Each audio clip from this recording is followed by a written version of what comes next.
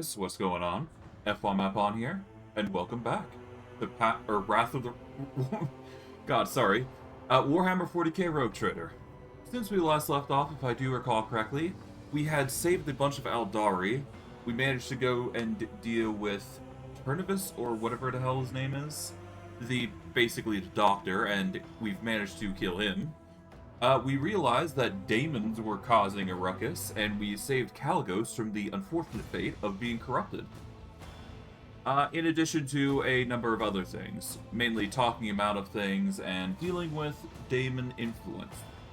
For this stream, what we're going to be doing is we are going to be exploring the side quests real quick. We're going to be doing those real quick and just getting those out of the way. And then we will probably, from that point on, go talk with the Inquisitor, because I'm certain he has things for us to do. But I digress. Without further ado, let's get into things and see what happens. Okay, we are going to want to load... Let's see. It doesn't really matter which one we go with. I guess I'll load this one. That should be fine. It doesn't matter which one we go with in the end, as long as we go through the steps. But I digress.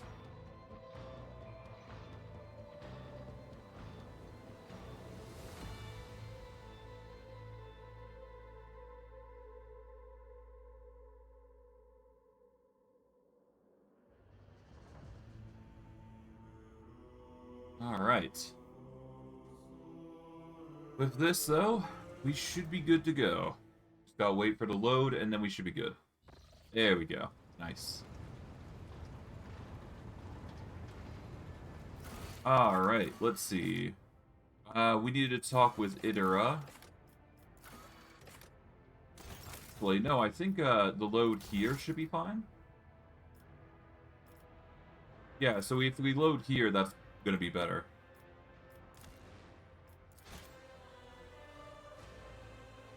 I appreciate the follow.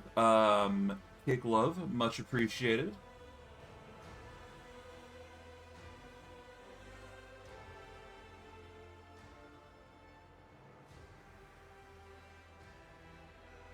Alright. But yeah, no, we gotta reload this. We just gotta load on the other save here, so we're gonna probably save on this one from now. Or, at the very least, we're gonna be deleting the save and then saving again. So what I'll do is I will save under this. There we go.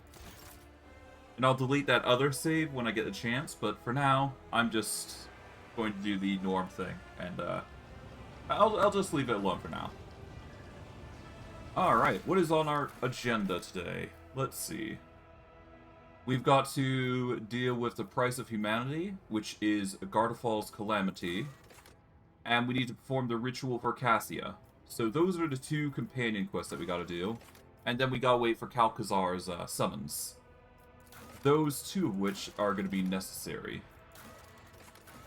Okay, so I'm probably gonna be doing the price of humanity first, though. Well, it depends what's closer, actually. Alright, we are gonna go to the... Let's go collie management first, see if there's anything extra that we can add. Let's see, what can we add here? Not much. We need more rep with the Lost if we want to get this. So that is off the table for now. Okay, nothing there. Verbeo 6. We got the Earthbreaker at least. That's good. Okay, we can get Captive Xenos. And that'll give us a bunch of people. And we got this, which will give us a bunch of Promethium. We'll get the Extracta Ignifera. And while that's working, we can get... Well, that's basically it, really. There is nothing else besides the project for Janus, I do believe. And that requires more rep with, yeah, that requires more rep with the Fellowship of the Lost, which is going to take some time. Let's see. We need to get to a lot more rep with the Fellowship if we're going to do that, though. So, yeah, we're gonna have to sell a bunch of gear, but I'll worry about that later. For now, let's get out of here.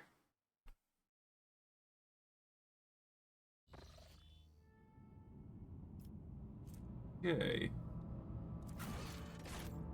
So we need to go to Baton 4. And we need to go to... I know where we need to go. It's just a world map thing. So we're going to go to the map of the Expanse here, and then we should be good.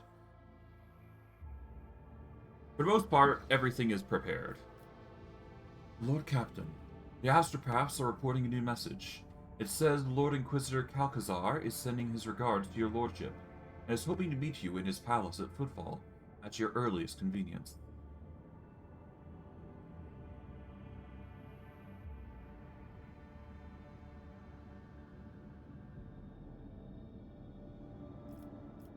Xavier will have to wait until I conclude some more urgent business. As you wish, Lord Captain. I mean, yeah, we got more pressing matters right now. Like, we gotta go to the Orselio prophecy, for example, which is one such thing. And I do believe we need to go to... Well, hold on. If we go into the information tab, we're looking for Baton 4. Which is in... Godofral's Calamity. So it's G.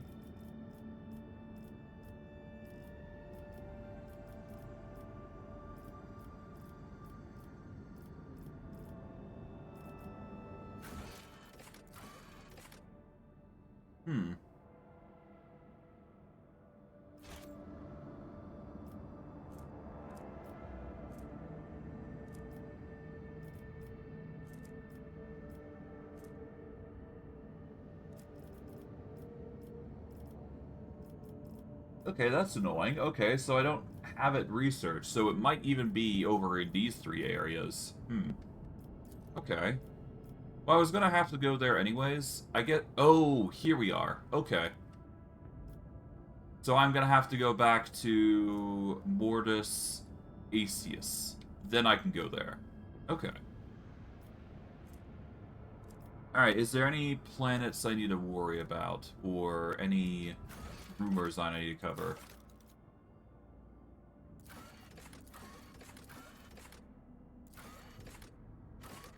Got a lot of rumors here, but I should be fine regardless.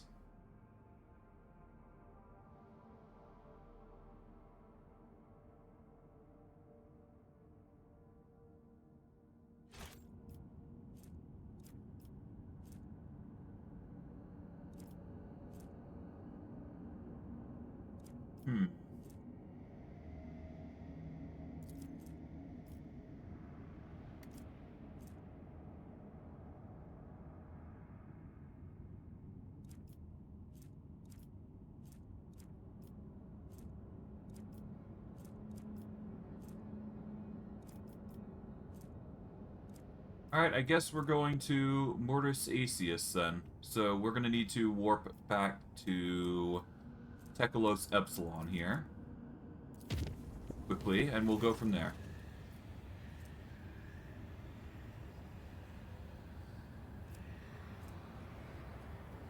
Yeah, we're going to dispose of the newly emergent Prophet and Bandicoot, like we do.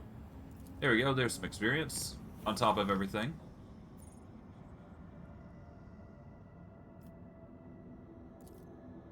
Okay, there we go. We're gonna save here under the next tier stream. 27.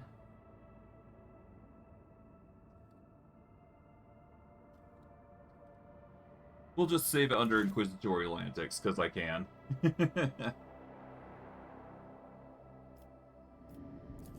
Alright, we'll warp over here. Lord Captain, we found the trail of the elusive Contempt. The ship was sighted in Latorian's Passage.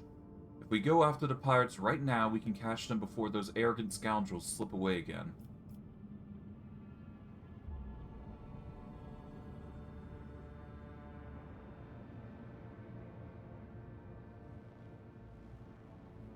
Okay. So we need to go over here, basically, is what it's trying to say.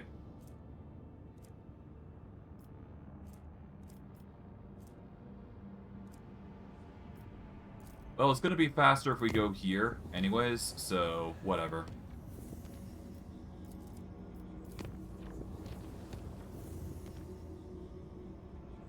Yeah, it's going to be way faster if we do it this way. I'm going to save here.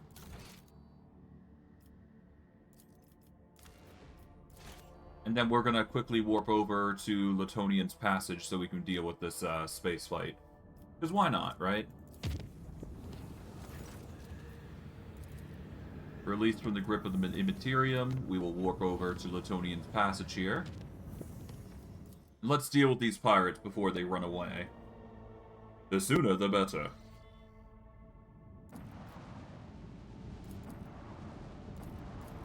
Let's repair the hull here, and let's engage. Hoorah!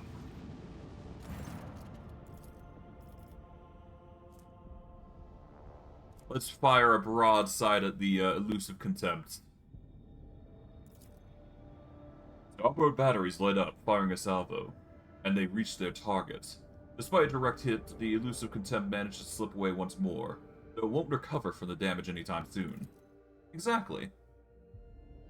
We might not be able to stop them, but we can certainly delay their departure some, and make it harder for them to traverse the void. After all, wounding a beast makes it slower. The whispers sound distant. The future is uncertain. Alright.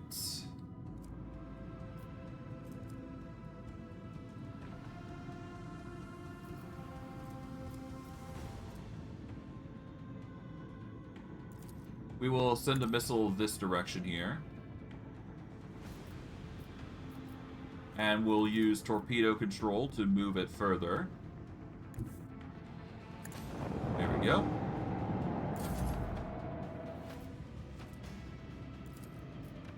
Put a vulnerability scan on you. There we go, that's convenient.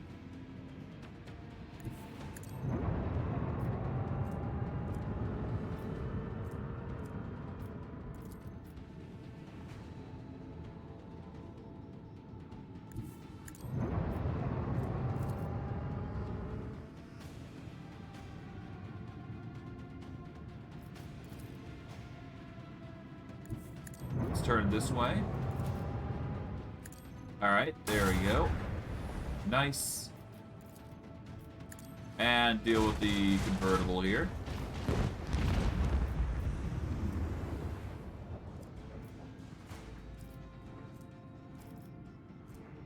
And if I do a quick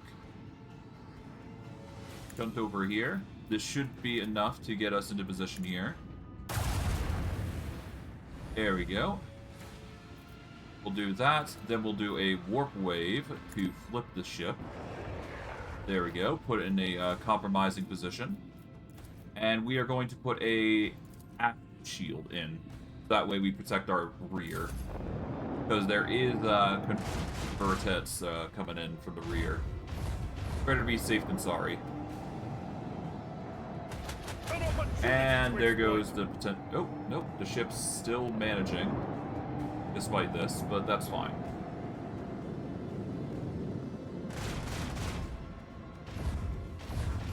Okay. And the Corvette's gonna destroy our frigates. As expected, though. We're gonna have the melted torpedoes lock in.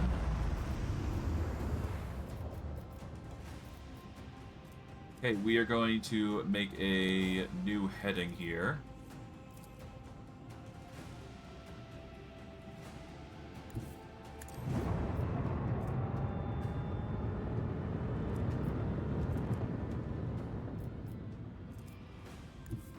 Okay, we're going to move up here. There we go.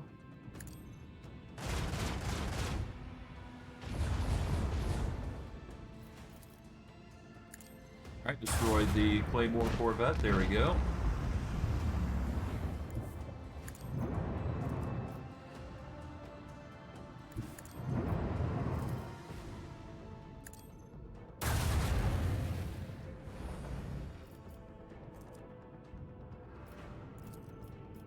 Alright, let's put a starboard shield in. We're gonna restart our shields here.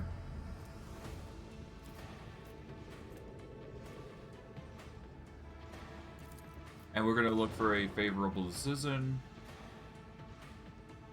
That should help us a little bit anyways. Alright, there we go. Corvette's gonna be doing some blasts here. We should be fine. Fiend of Verbeos comes in. We're getting hit on the side. That's perfectly fine though.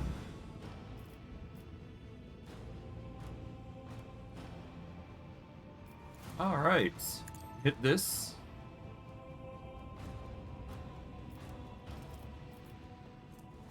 Alright, we're gonna do a new heading here.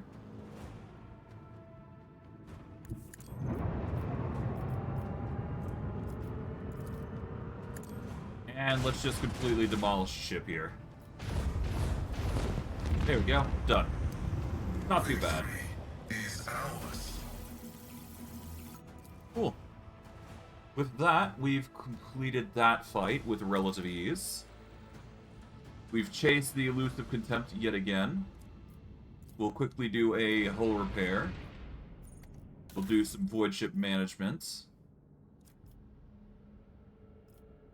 And let's see.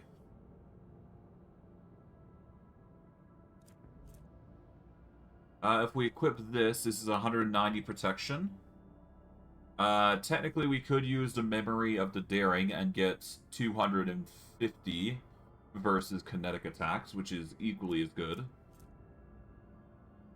Or we could just stick with the 190, which is a good overall boost.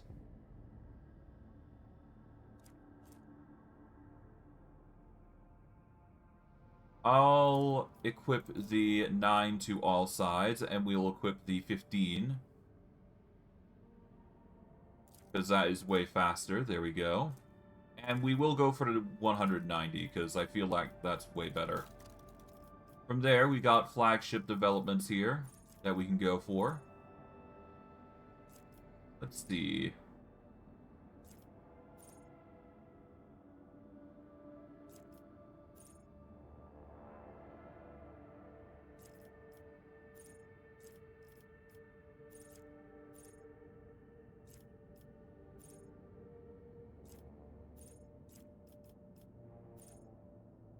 Let's go with Steady Hand. And we're gonna get 2 uses of it, so that way we get a 50% chance. Cooldown will be 1 shorter for all abilities, which is pretty good. That will help us recover our abilities on anything that we use pretty efficiently. As for posts, let's see. Upgrades seem to be all upgraded. That's good. That means we can focus on upgrading our RAM now. Not that we need to, but it doesn't hurt to do, right? So I might as well just make it optimized as hell. Do we want a 98 hit chance? No. We want the crits, ideally. Alright, let's go back to the world map, and we should be good.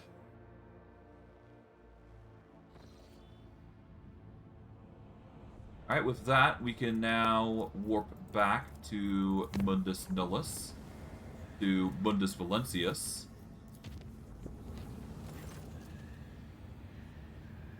Enemies of humanity have been spotted aboard the ship. Orc beasts have enthralled the crew in charge of one of the macro cannons and massacred those who resisted the heresy. The Lord Captain is their only hope.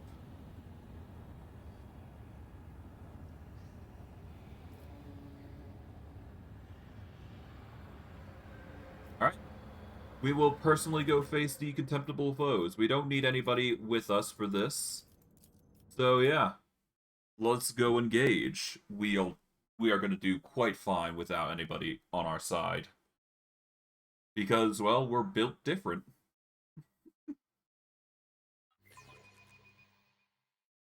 Alright. Let's save here. And let's engage. Why not?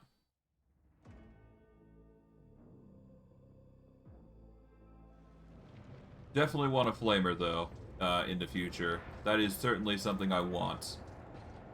I always have a backup plan. Okay, we got Cultists of Corn. Oh boy. Let's do this. Hey, that's a nice addition of damage. Gonna put ourselves in a full cover position here. Let's see how we fare. It's a good thing I've got plenty of defense.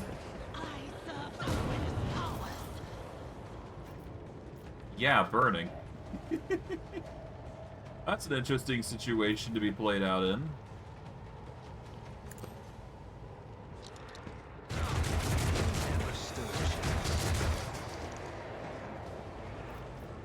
Alright. On it. Activate this. Activate Wildfire.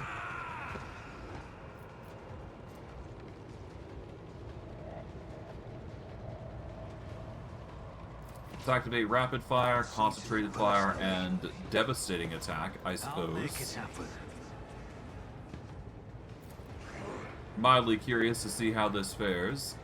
We can move over to get a better position here, I suppose. And if I do that, I can aim a bit in a more unique position, I guess. Yeah, so if I go over here, yes, we'll be in the risk of cover here. But I like the idea of just doing this. And causing a devastating attack against everybody here. Alright, there we go. We will activate Cautious Approach here. And that should negate the burn that we're going to be suffering from. And I guess I'll go Sword and Board here. There we go. Let's see what they do. Okay, they're going to throw fire at me, as expected. And it seems they're going to continue to throw fire, but it's not going to do damage to us.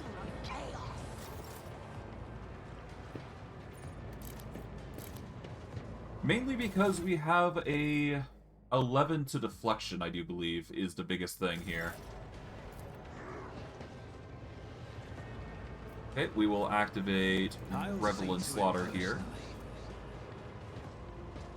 Reckless Rush is just a convenient tool here for us. We are in fact going to move over here, so that way we can actually fire on everybody here. Who, if not me? Alright. Wildfire it up. It's as good as done. Devastating Attack is going to be useful here, I imagine, so that's going to be interesting to see how things pan out.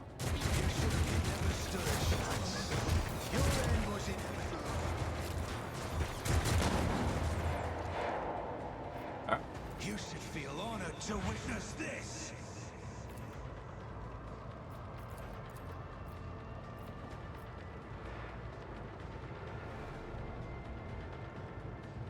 I'll make it happen. Consider this a There you taste go. of what's to come. Yeah, these guys are not hard to deal with.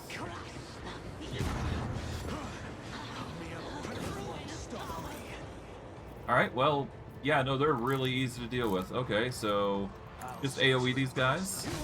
There we go. Done. That was easy. That was very easy. We're gonna always add these to cargo. And allies add those to cargo. Here we go. Always keep your eye on the prize. Anything else here? No, it looks like it's a fairly clean area for the most part. Yeah, we're basically good. Good. Rise to the top, or get left in the dust. Yeah, it was just a cultist of corn. That's all. Alright, let's get out of here. We've managed to do our duty. Can't complain. Alright, now we go to Mortis Aesius. Lord Captain, the Astropathic Choir has received word about a pirate fleet that's preparing to attack one of our richest extractums. I believe it's the thugs from the elusive Contempt again. Their next target is one of the planets in the Silence of Bersergit. Seriously?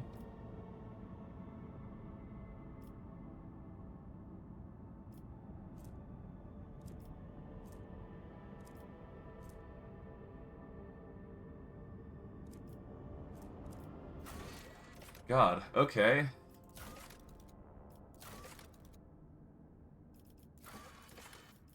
Man, these pirates are causing us no end of the trouble. Yeah, they stop for repairs in the Silence of Bersergit. The time has come for... Yeah, so basically we gotta go back. Okay, that's annoying, but you know what? It's better than not doing it, so let's make it quick. Okay, so we need to make it to Bersergit, so we're going to...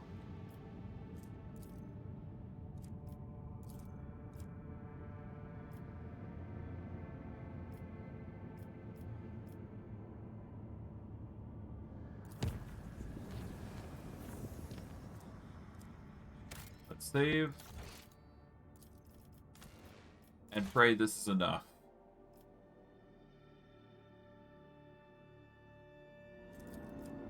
I want to deal with these pirates right now, mainly because they're going to be annoying if I don't, so that's why I'm even bothering going through the effort to deal with them. Alright. Hello, certain individual pirates. Let's deal with you guys. The elusive Contempt captain contacts you. You can hear notes of disdain and mockery in his voice. Playtime is over, and he's sure he's going to come out on top. After the rogue trader's death, the Von Valencia Protectorate will become his playground. We'll claim plenty of bounty before someone dares hurting him again. The Bridger officers report. Elusive Contempt is preparing for battle. Good. It's time to put an end to their criminal antics. Well, their excessive criminal antics, I should say.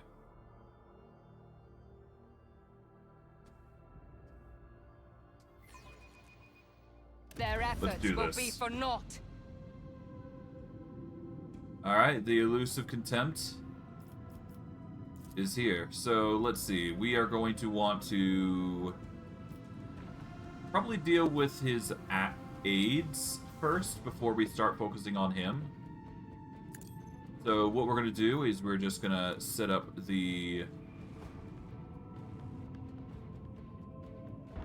Yeah, we're going to basically set up the network for how we're going to be doing this. I'm going to move up to here to start with.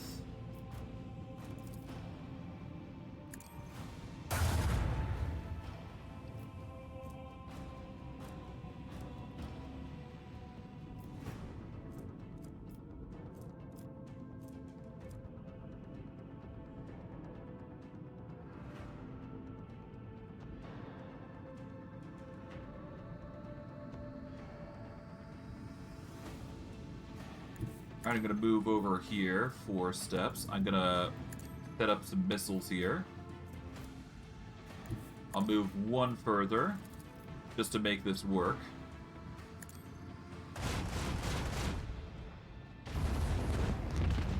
There we go.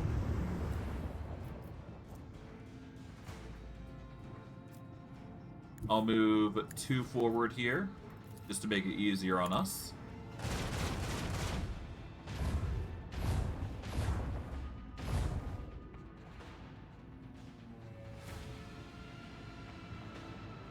And I will move over to here, like so.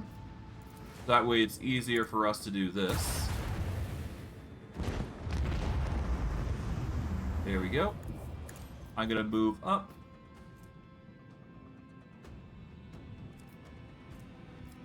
And I'm going to do a warp wave on the Do we do a warp wave? No, not really.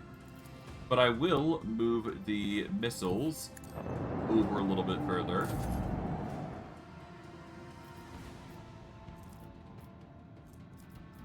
Yeah, let's do a shallow jump here. We are going to strafe back a bit. And then we are going to use a starboard shield to give ourselves some efforts. And then we are going to put some vulnerability on the elusive contempt here. Make it easier for us to target. I think that should be enough. Not the most perfect, but it's fine. We're looking to be as defensive as possible here, so we're making it quite well, all things considering.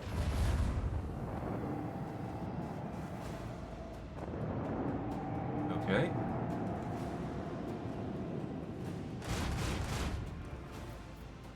Our sword class frigate is probably going to do some antics, but we'll see. Ooh. Getting some damage in, that's fine. Okay, nice.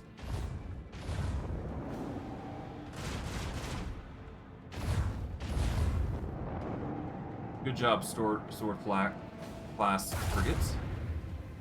Ooh.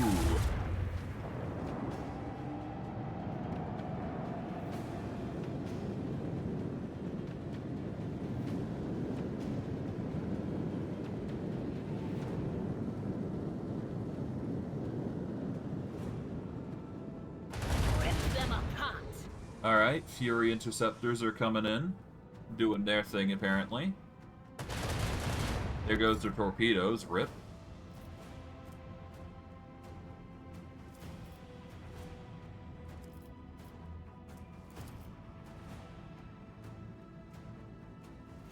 Whatever. For now, let's just deal with the Corvette here. Instant kill.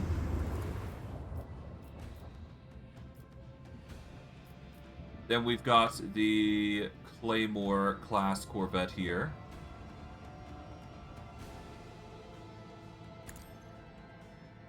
We'll send a boarding party over to deal with them.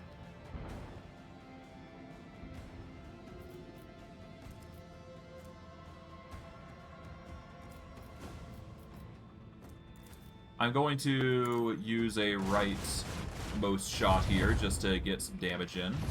Because I can. I might as well destroy their shields while I'm at it, so... Do I even want to do that? Not really.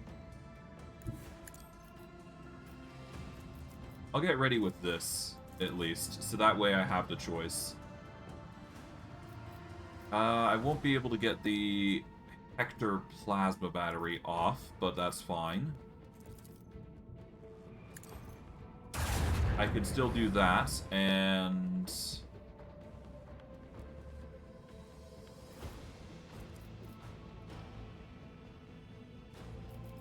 Let's see, it's 2 across, right?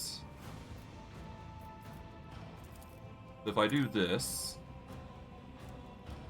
and then I do this, this might help.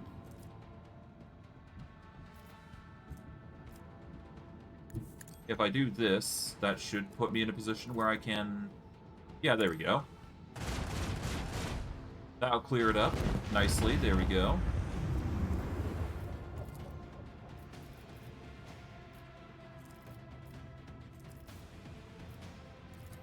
Yeah, we're gonna put a aft shield in. We are going to restart our shields. And then we're gonna do a warp wave on the elusive contempt to put them in a more tedious position for them to actually chase after us. And a sword class frigate will cover us for the most part, which will be nice. That'll be convenient, if anything. Overall, we seem to be doing good, though. Ooh, that's some damage, though. Well, now the only thing left is dealing with the elusive contempt, which is going to be tedious, but not impossible to deal with. Yeah, the Fury Interceptors are going to be more annoying more than anything, so we'll be fine.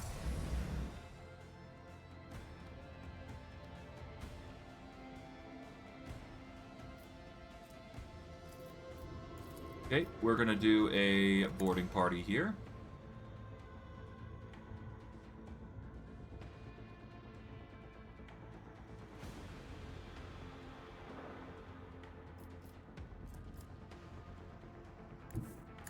Alright, we're moving up.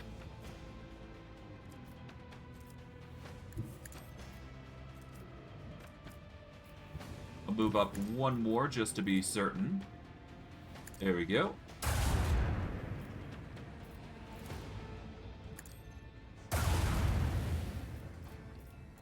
Alright, I will set up a missile here.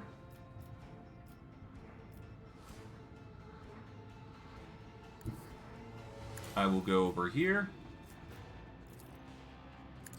Nice.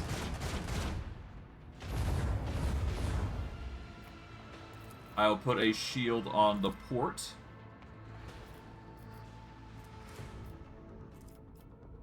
And I'll even throw in a vulnerability scan on top of it, just to get us some more choices.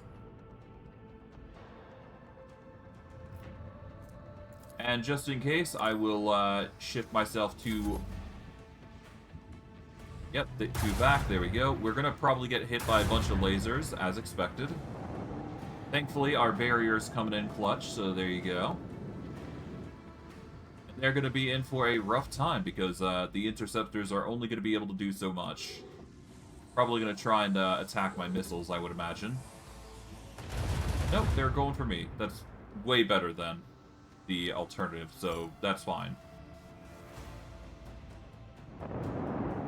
Alright, in we go. Some insane damage coming in.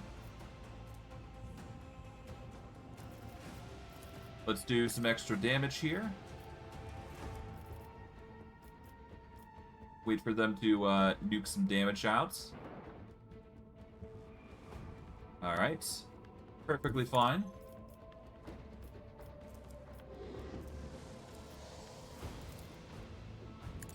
We'll do this. And then we'll flip the ship. For the glory of the Imperium!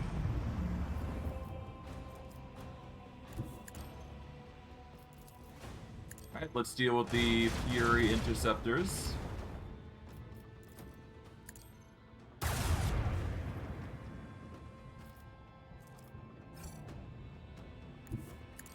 And yeah, there we go.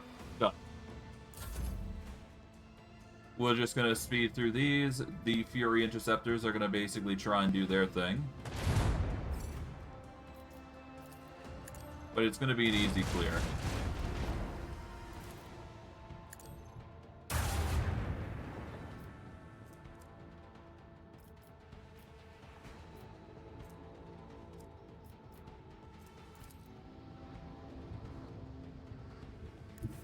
Okay, we're gonna move up here.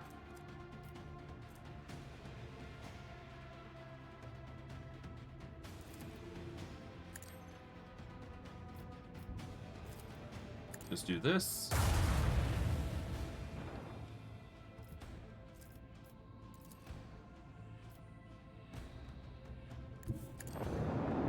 Alright, and detonate, because I can. Boom.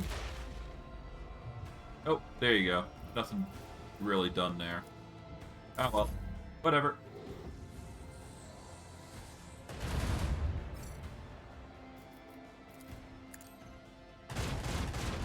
Done. Alright, that is the mission complete. Nice.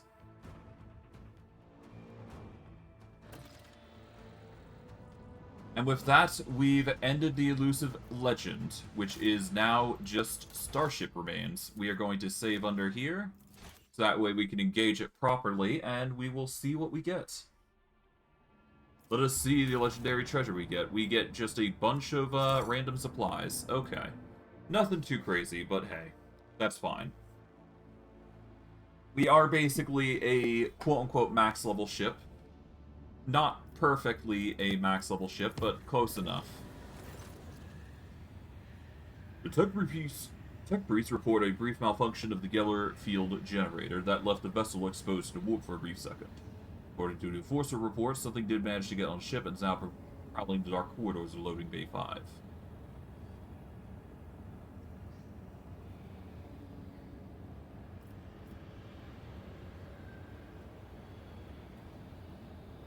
Hmm. Let's isolate the chamber until the vessel leaves the warp.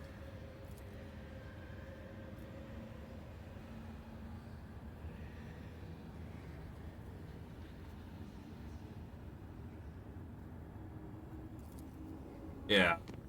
Better not to Better to save what we can in that instance. You never know. Fours of the warp are no joke. Alright, let's save here. Let's reduce the difficulty on Gardafol's Calamity. And let's deal with this issue. We're going to reduce it down to unsafe. And then we'll warp travel over to it. Then we'll visit the Gardafol's Calamity. Lord Captain, we've arrived in Photon 4 Sixton. Our translation from the warp was a little rough. Net loss of about 500 souls in the middle of the service decks. And God Emperor only knows how many wounded. That's only half of it. The brain boxes of the augurs are sending me reports that aren't doing my mood any favors. Real space here's got more holes than a sieve, and our senses are playing up. It's got to be sorcery, Lord Captain. If I was you, Lord Captain, I'd do what I came here to do, right? Sharpish and clear out, while we still can. I've seen the likes of this before in the same region. Maybe your sorcerers will be able to explain it better, but here's what I know. Things like this never end well.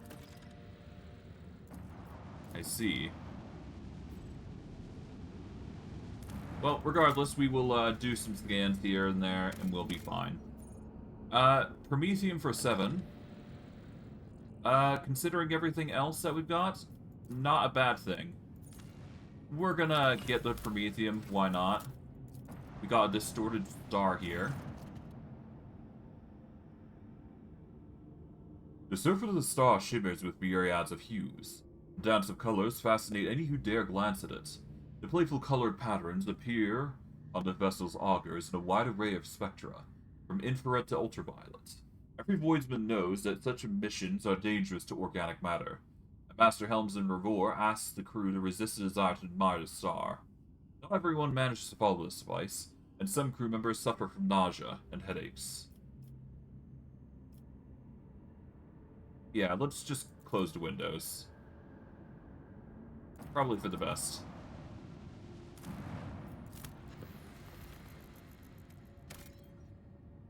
There we go, and we've got some unknown ships, so we will save here. I'm sure I could have looked at the lights a little bit more, but whatever. It's fine. It doesn't matter.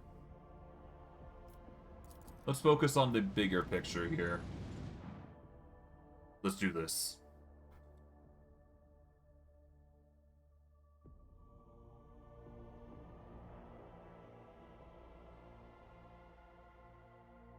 Okay. You are going to do better with them. Taria blocks some of our post abilities. That's fine. I'm kind of used to it by now. Alright, let's see. There is 2 destroyers and there's a cruiser here. We're going to focus on the cruiser, I think.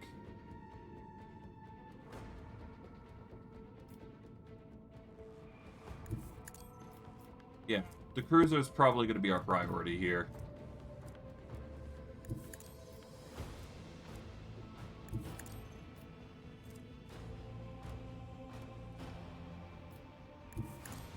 Okay.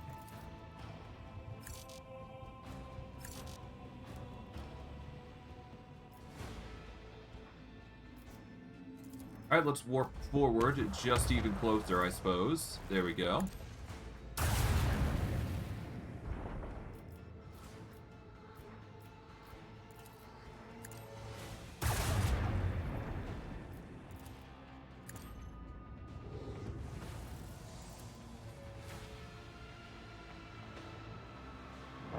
Here we go. Hoorah.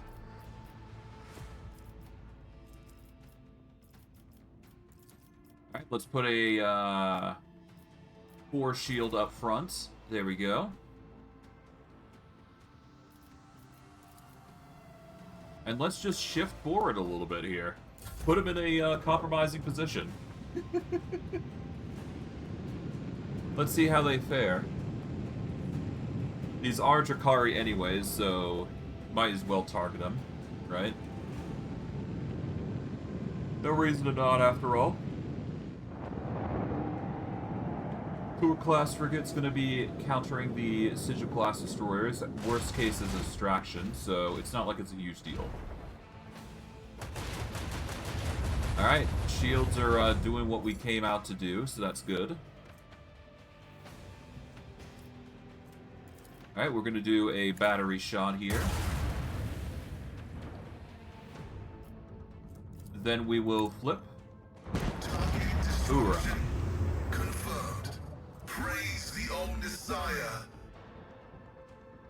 Alright, let's do a quick travel this away now. Let's begin our traversal here. Won't be able to reach our ship just yet, but that's fine. We'll live with it. We'll let them do their combats. It's going to take some time to get everything in working order, but otherwise we should be fine. These guys are going to be moving around. There we go. Should be able to take out this destroyer here with relative ease. There we go. We are going to do a shallow jump just to increase our pacing.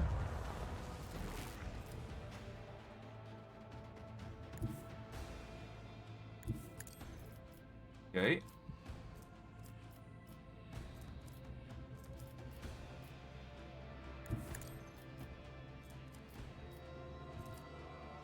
Alright, let's move one more just to be certain. There we go.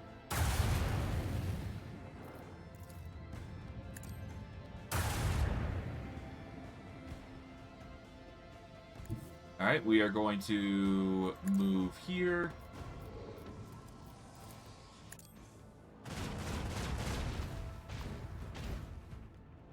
Alright, well, we didn't have enough, but that's fine. We can still do this. And with this, we can do this. Boom. Done. Another Nice. victory for the Von Valancia's dynasty. Hoorah. Let's upgrade a little bit here before we continue on. Because why not, right? Alright, upgrades. Here we go. Let's see, what do we got? We've got ultimates, and then we got actual skills. Let's grab Shield Pulse, because I do believe we need that much for at least one of our companions. The other two I don't really care too much about, but I will still grab whatever I can. Let's see. Let's go Maximum Overdrive, why not? The Maximum Overdrive and then Shield Pulse. There we go. And from there, we can go over to Shield Master here and get this upgraded once we use it. But that's going to take time, obviously, so we'll have to wait on that. But what we can do in the meantime, upgrade our RAM. There we go. We've got it to the RAM Tier 7. That is going to be a very potent RAM, I do believe. So what we'll do is we will scan here. We are going to save before we go any further. And we shall go to Phaton 4. Proper. We don't need anybody but Heinrix for this mission, so let's go.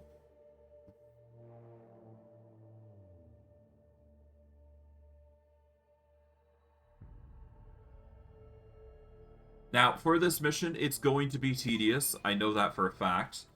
So, be ready for that matter. Because I know for a fact that it's going to be tedious. About you. I'm half considering bringing a few allies in this particular instance. Because I do believe that you need multiple allies for this. But I'm not going to bother. I'm confident enough that I should be able to do this on my own without too much aid. If any aid at all, I should say.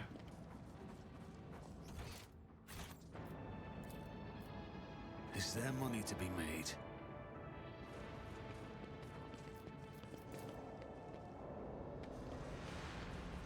There seems to be loot there.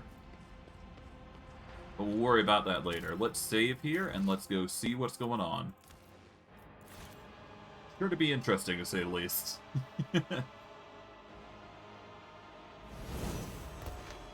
Alright, Heinrix. Let's go see these overseers. The sentry rubs her eyes and gawps at you. One half of her face is covered with a bulky, rusty augment of unknown purpose. You came. You came to rescue us. Praise the God Emperor, it reached you. The sorcerer's messages reached others like him. May you rest in peace. We are most honored by your presence. Please, come forward quickly, out of the darkness. The woman hurriedly checks a nearby lumen, her hands visibly shaking. Those creatures come from the dark, you see. But not for much longer. Not for much longer. And now that you're here and Mistress Lionheart has already found a way to help us. Heinrix dourly listens to the sentry's speech. He takes a few steps forward and intently peers into her face as the woman herself freezes in fear. Then Heinrix scowls and cuts a glance at you. We need to hurry. Even under the wavering lumens, you notice something strange. The slightly skewed proportions and the almost indiscernible anistry of her facial features. Looking at the other sentries, you see the same oddity in their faces, too. The fact that they are all wearing the same strange ramshackle implants, which clearly are not combat augmentives. Heinrix meets your gaze. Noticed, have you? Don't jump to any conclusions. It could be a local genetic anomaly. Could be something else. We can't say anything for sure yet.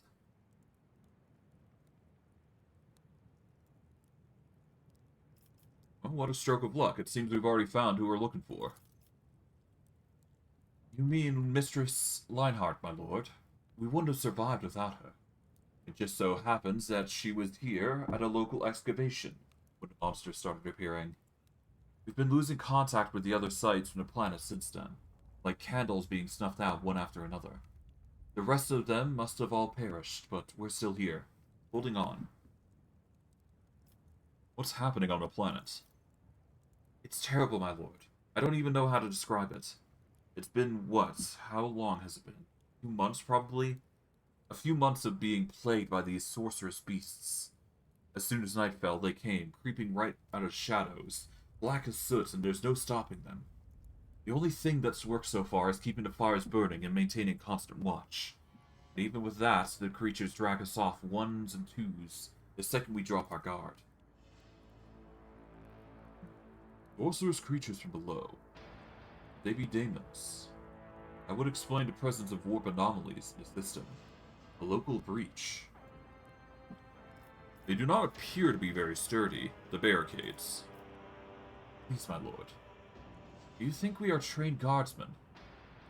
We're not from the expedition convoy. We've lived here for generations, and up to now, the God Emperor has guarded us from misfortune, but now we have to fight. The survivors are all gathered in a tunnel. We've handed out what weapons we have. How is that supposed to help us against these butchers when we don't always know how to use our weapons? You mentioned an expedition. Yes, about 30 years back, we brought here with a load of clever people from some high-up adeptus or something or other, and we've lived here ever since. I've raised 4 kids here, 2 died at the excavation, yeah. Okay. Perhaps the expedition, or rather the objectives, were what Amelia was interested in. Of course, the easiest option would be to ask her directly.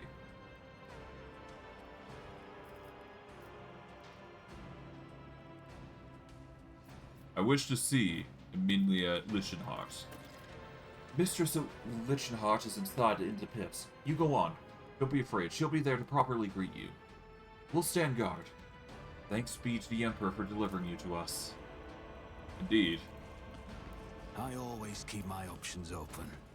Now, before we go in, Yeah, alright, we're just checking to make sure everything's good. But... chill. Where's it come from? Yeah. Everything's going awry. Okay, interesting. See those scum! You don't belong in this galaxy. The battle begins. We are caught by surprise, and we're dealing with veil blasts. Oh god.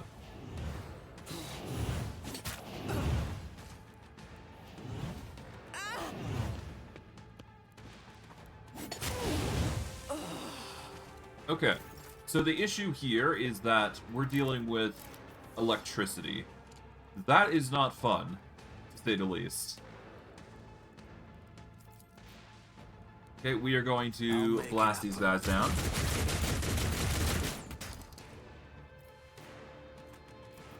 Who, if not me? Okay, we are going to...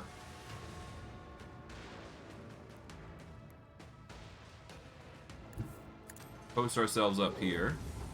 I won't compromise my principles. Let's activate Wildfire.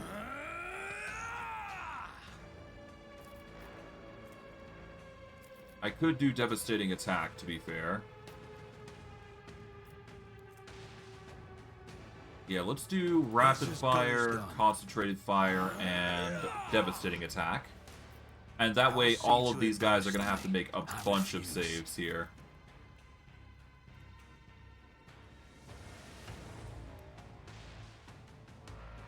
Yeah, we'll do it like this. There we go. It's only a 3% chance on some individuals, but it's fine.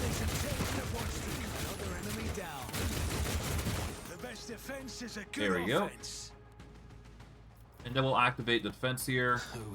That way we've got the best results here. We'll swap over to a sword just to be safe. And we'll see how things pan out. But yeah, no, the electricity is obviously going to be an issue. But thankfully, we are resistant to such things. We're just going to move Heinrix over so that way he's not the focus, and now we should be fine.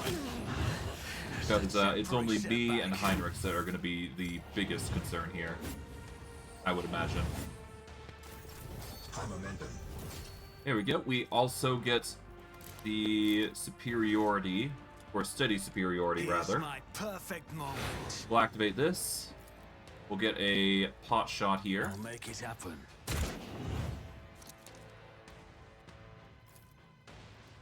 Alright, we will focus on these guys, I suppose.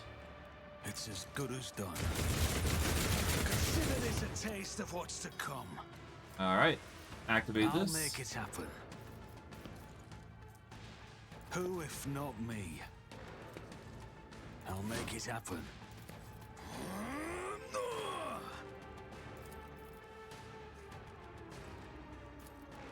Alright, let's activate... yeah, we're going to be aiming for a...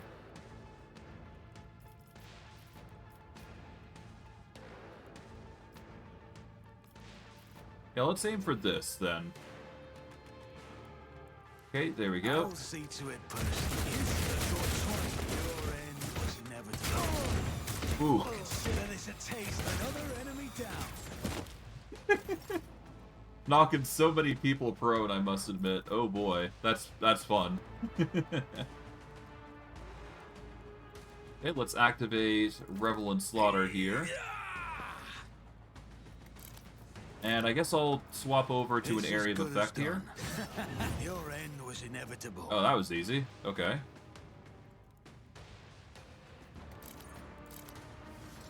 Okay, now we can activate Firearm Mastery if we so desire, which I see no reason to not, right? My gut tells me it's a bad idea. There we go.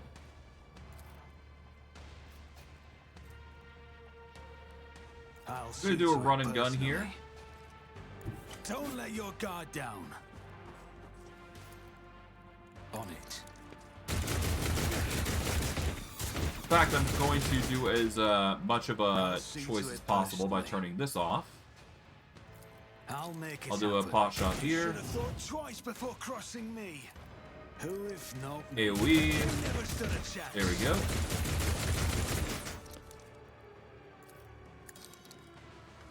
should have thought twice before crossing me.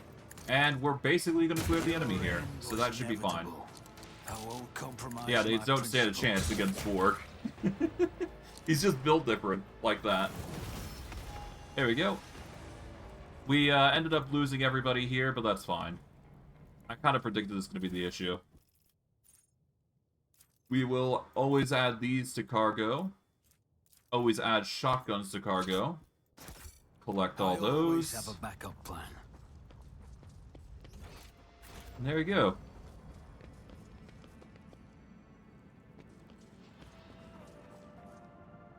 Can't go down there, it seems, which is a shame. Rise to the top, oh well. Or get left in We the might be able to dust. find a way to get across there, but we'll have to see. We'll save for now, and we'll go from there. So far, it seems like we're doing quite well, so that's good. Or just be built different like that.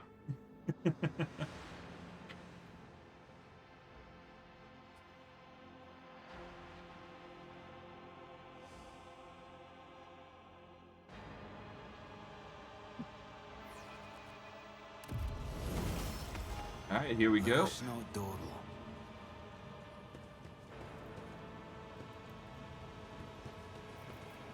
Just as I planned. Disarm this. Oh, you should have... My lord. Why not? Damn it! It's a Vox liturgy twisted by warp sorcery. Try not to listen too closely. Alright. Okay, that's actually pretty bad, yeah. Okay. That's fine. We'll just,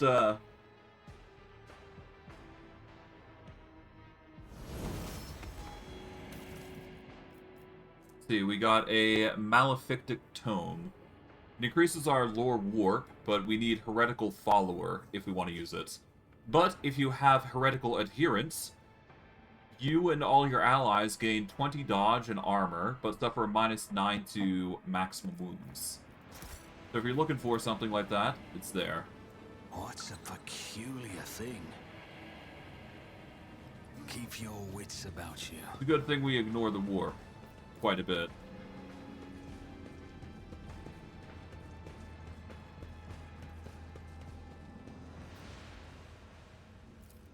Let's do a tech use here to open this up. Get the job done. We get ourselves a Swift Shroud Cloak. Whenever the wearer is targeted by an attack of opportunity, we gain a stack of Swift Shroud, which is... and an additional 2 times agility bonus plus wear psi rating dodge against the attack. Also, we gain agility bonus plus psi rating divided by 2 MP, or movement points, every time we are targeted by an attack of opportunity. On the end of their turn, the wearer expends all of their Swift Shroud stacks to grant all allies 5 times Swift Shroud stacks dodge until the wearer's next turn. Decent cloak. And Instigator's Mantle. Taunting and Scream targets do not need to fail the willpower resistance check to be affected. Okay. Pretty decent. So if you're looking to taunt enemies, that is probably the way to go. But for now,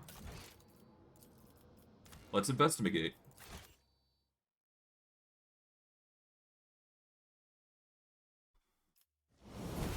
I won't let it define me. We failed the check. That's easily fine. We can easily just retry the check. We should be good.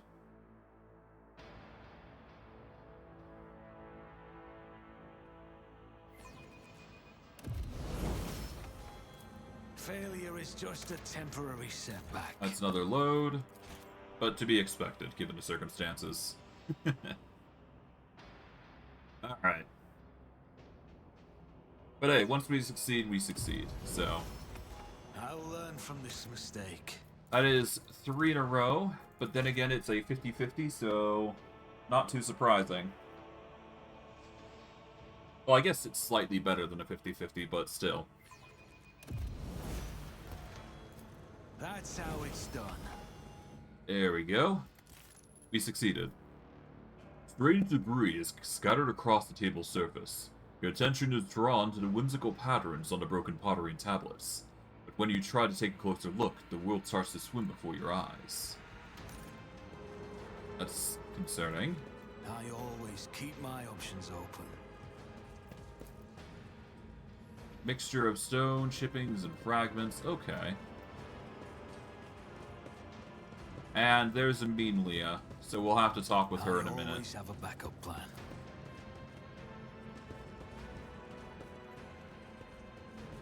Okay, so this area is going to be very, very interesting, to say the least, so let's see what's going on here.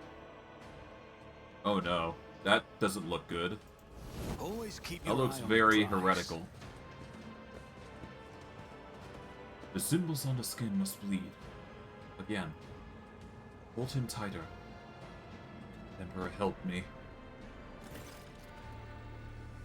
The stooped figure draws back the hood of the grimy robe, revealing the emaciated face of a woman. Her skin is stretched taut over her skull and sickeningly protruding augmentations, and her cheek is marred with several open wounds. She looks at you with a feverish gleam in her eyes.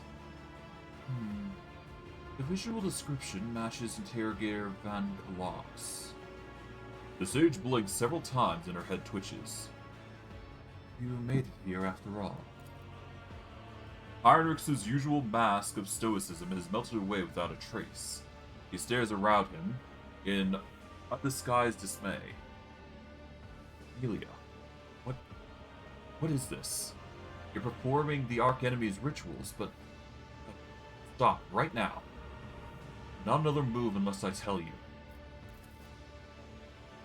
The sage draws herself upright, as far as her crooked spine will allow, and flicks several switches on her facial augments. Then she turns to you, ignoring Heinrich's words completely. Who have you brought with you, Interrogator Van Klock's? Clearance level?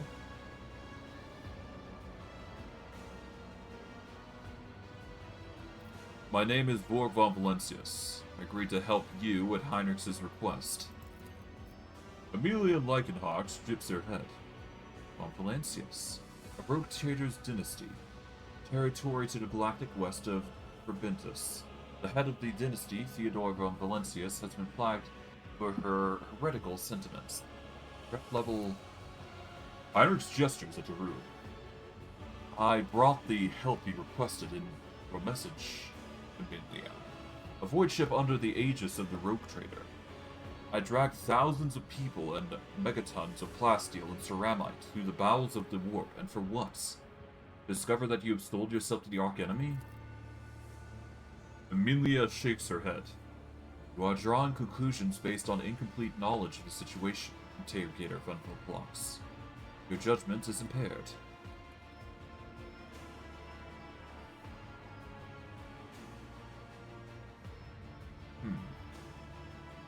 Why is Amelia addressing you in this strange manner? I expect that Amelia has chosen to seal the memory block containing data of personal nature. She does this whenever she is concerned that someone might try to extract information about Alcazar's coterie from her. Sigma Prosperity. The reminiscence block you are attempting to access was repurposed. It now contains knowledge of the rituals performed by the shamans of this place. My standard working memory alone was insufficient to record all the nuances I uncovered in my research here. Heinrix looks as though he has been punched in the gut. Amelia, you deleted the data about all the members of the Alcazar unit? You wiped this all? Of course not.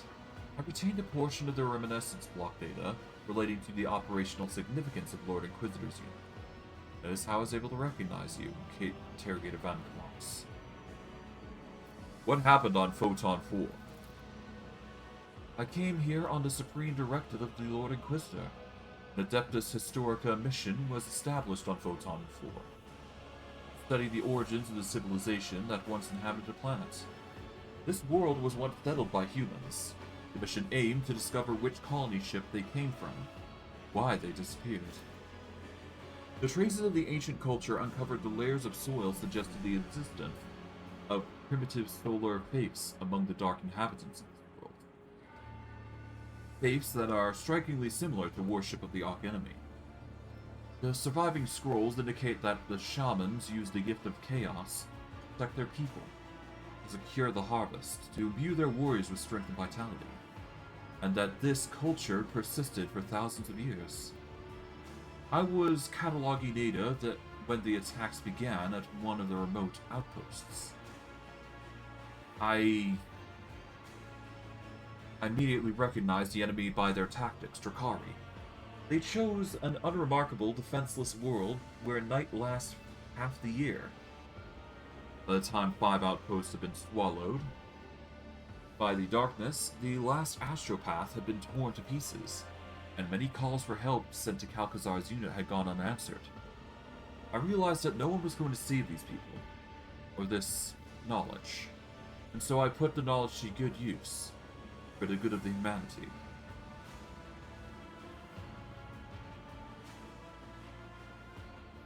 So that explains what we saw on our way here, then. Amelia glanced at you, but she cannot bring herself, or does not consider it necessary, to ask you to elaborate. I'm sorry I asked, but what you are trying to achieve here, Amelia? The ritual we interrupted, what was it supposed to do? Okay. Amelia lifts her gaze upward. It will rid this world of its half-year-long night, and the mandrakes of their total advantage over us. It will force a new heavenly body, this one of human making, to rise above the horizons and illuminate the dark side of the planet. If the ritual works, I will have mastered the secret of forging a new sun. The madness. Madness, pride, and monstrous, staggering heresy. Heinrix's voice is barely audible, as if his throat has closed up in shock.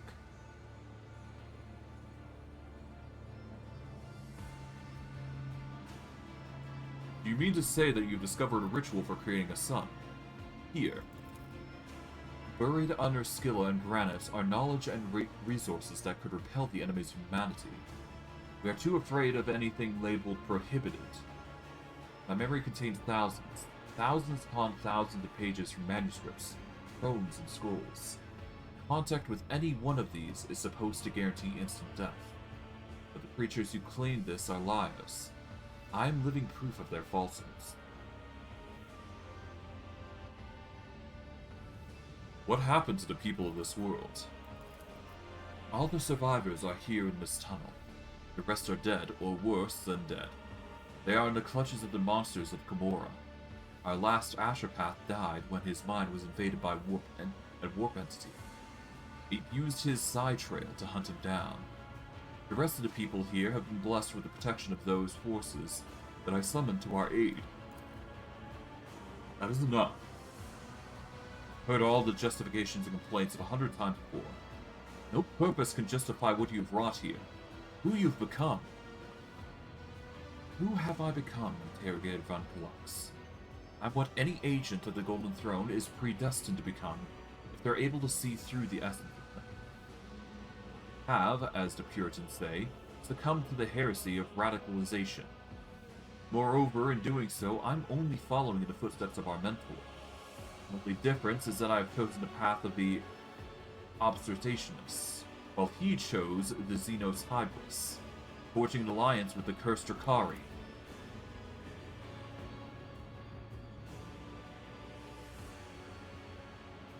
Immediately, suppress your urge to debate internal matters in the presence of the Rogue Trader. Additionally, I will not tolerate insults to Lord Inquisitor in my presence. Xenos Hybris. Oblationists. I have no idea what these things are. They are the names given by philosophical ideologies, practiced by agents from the Golden Throne. They have nothing to do with the current situations that are being driven by this physiology, interrogated Von Pollux. Mine, yours, the Lord Inquisitors.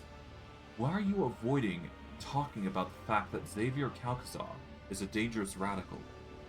No less dangerous than I am. That I'm not driven by utopian ideals, but by a desire to protect humanity, using a broader range of tools. What you call a broader range of tools is heresy, Amelia. unremarkable, commonplace heresy. Heresy that has taken on a twisted form in a mind subjected to prolonged contact with corruption. The Arch-Enemy has been gnawing at you from within, creating a star with a chaos ritual. You crossed the line. No, you have obliterated the line. The line. Lines are for the weak and ignorant. Anyone capable of weighing the risks and making calculated decisions would have done the same to me, as me. To protect the Imperium's domain, to deliver preemptive strike, even. Von Valencius. You are a simple mortal endowed with huge power and privilege, ruling over worlds and holding millions of lives in the palm of your hand. Tell me, would you have done the same in my position?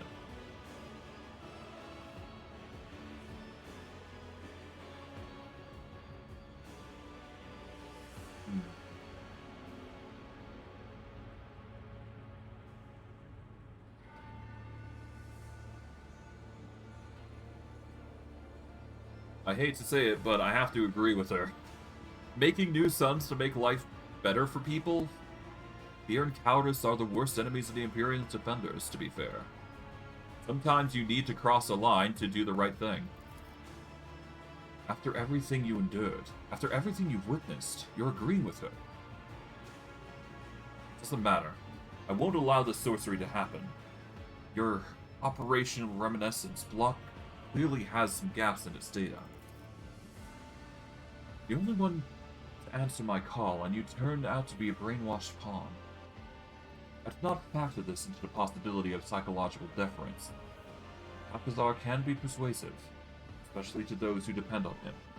A favorite sorcerer, a Kaspalican renegade. Oh yes.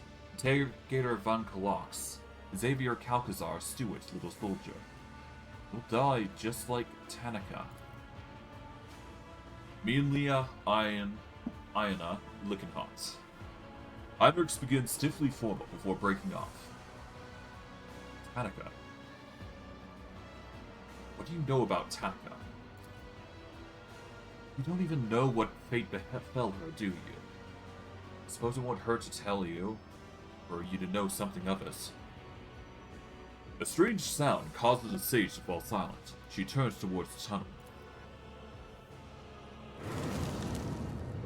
We can get our answers later, though. The lights are going out. It begins. The beasts, they're here. The ritual must be completed. The preparations must not go the way. We need to block all possible approaches. Light. We need light to dispel the shadows in the corners.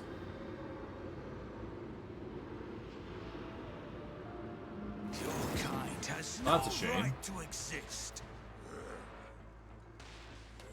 Alright, so the gimmick with this battle is that you need to turn on all the lumen lamps.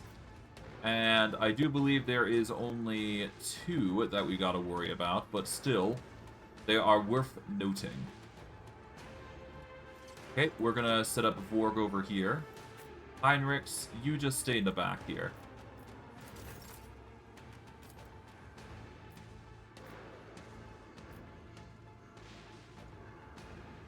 Right, let's just mow this guy down. There we go. Reckless rush it. Personally. Go down. It's as good as done. Okay, we'll do a wildfire here just to add more. We don't need devastating attacks, so I'm just going to mow them down with a bundle of shots. The best defense is a good offense. Alright, let's do a run and gun here.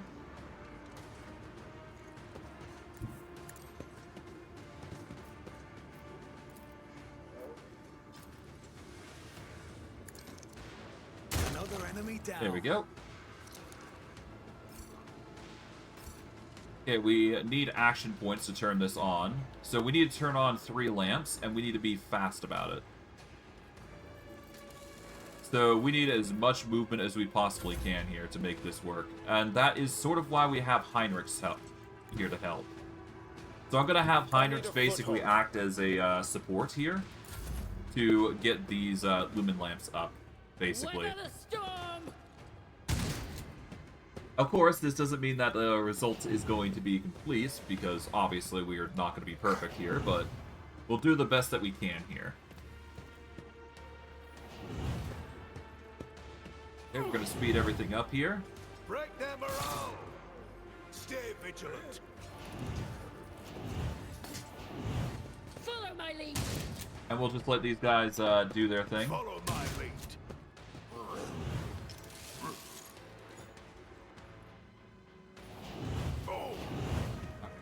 Let's rush it. Moving out. And yeah, as you can see,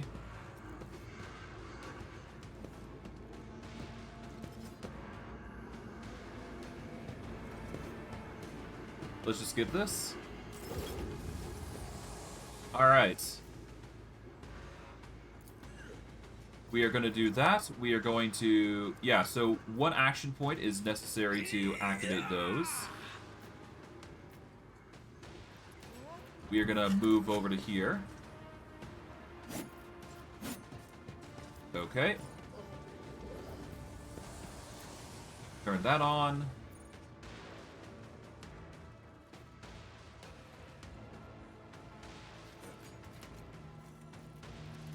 Taking calculated risk is in my This is going to turn us off, or get us into a bad position, but that's fine. We can just do this. Let's see, how is our defenses? Agility is doing us a lot already, so we don't need to do too much here. How is our agility working anyways? Alacrity is doing a number for us, it seems. That's good. Activate this.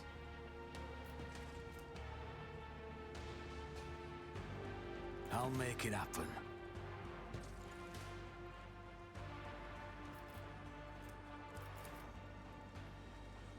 Okay. We'll do some burst fire here. I'll see to it personally. Consider this a taste of what's to come. Let's do a run and gun here.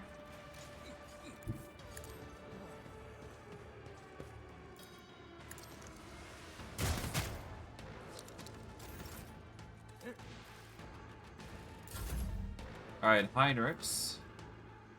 You won't be able to move too heavily, so we're just gonna put you in cover here. Step aside. Pray that's enough. There we go.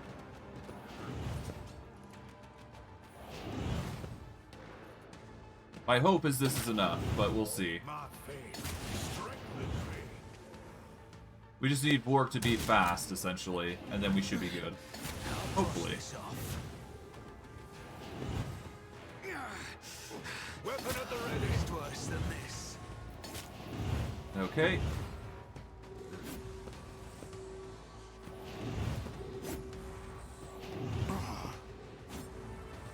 I'm a snowbolter. Alright. Hopefully the lumen lights are gonna stay on. No, they are not. Okay, so that was my concern here.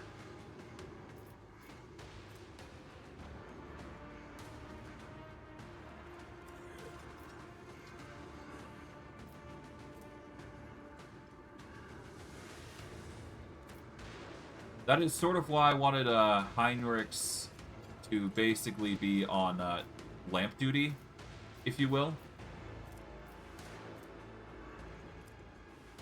I'll make it. But yeah, we're gonna have to make this work here. So we're gonna move over to here. I have strategy. Turn this on.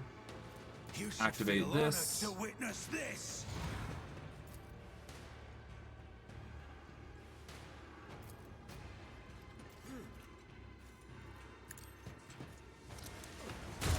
Never stood a chance.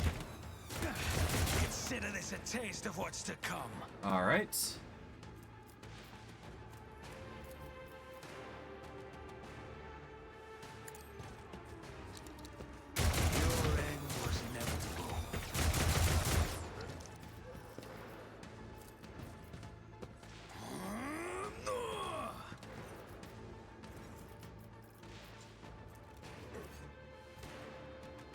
Alright, wildfire. I'll make it happen. Activate these. On it.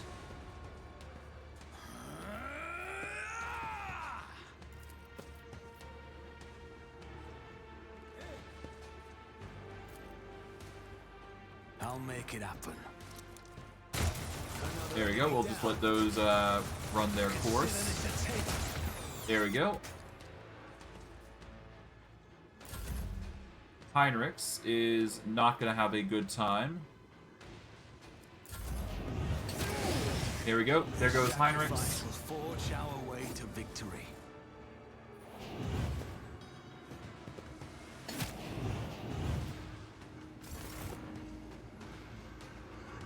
But yeah, no, these guys are going to keep spawning until we deal with the enemy here, so...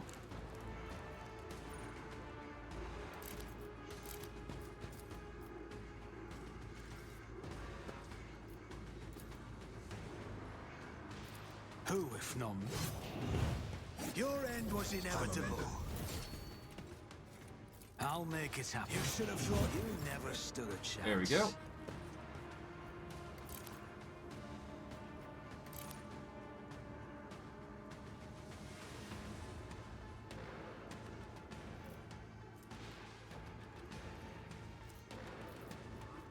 We'll swap over to a gun here. Another enemy down.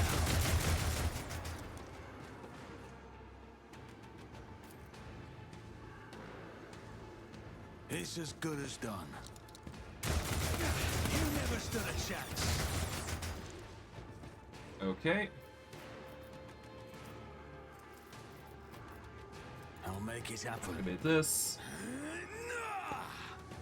On Activate this.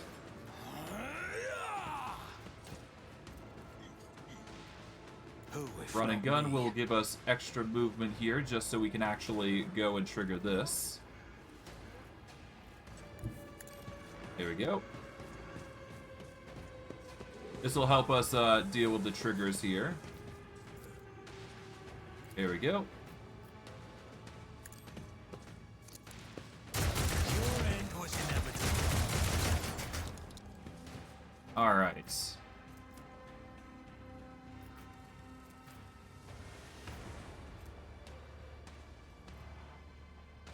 Alright, we're going to use Entrench here. This is going to give us extra movement, I do believe. I'll make it happen. This should help us with the absolute necessity in turning all the lights together. It's a temporary I setback. hope. But we'll have to see.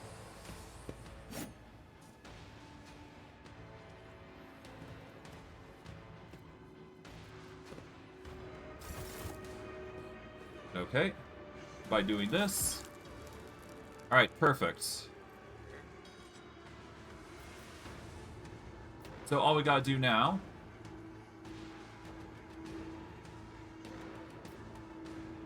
is first we're going to need to... Yeah, so let's turn on the lamp. How much movement we got? We've not got a lot, but we can certainly try our best to get as much as we can.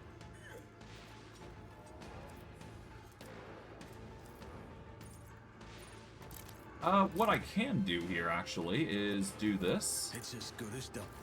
Another enemy down. There we go.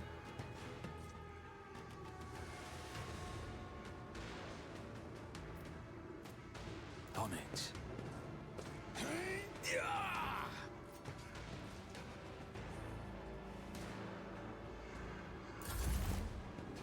Okay.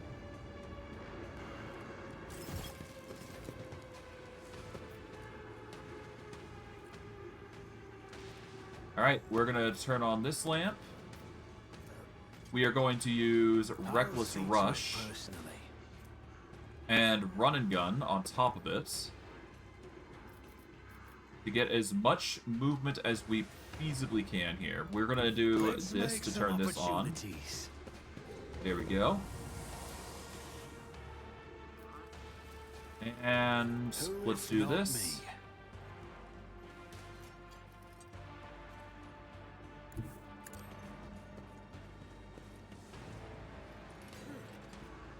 Okay. accepts your lot. Man, this is gonna be a nuisance. Okay. Consider your end was inevitable. Okay, let's just burst these guys down.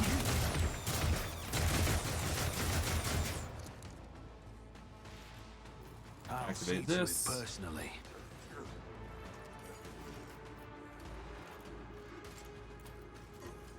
On it. Another enemy down. Consider this a taste of what's to come. Who, if Alright, not wildfire it. There we go. me? I'll see to it personally. You never stood a chance. I'll make it happen. Alright, there we go. Consider this a taste of what's to come. Now, will I be able to get there? I don't think I will, but... 1 second, give me a hot second to check some things, but worst case, I'm gonna have to reload here. Because I kinda need Heinrix to help here. Yeah, give me a hot minute, and I will be right back shortly. See you guys in a bit.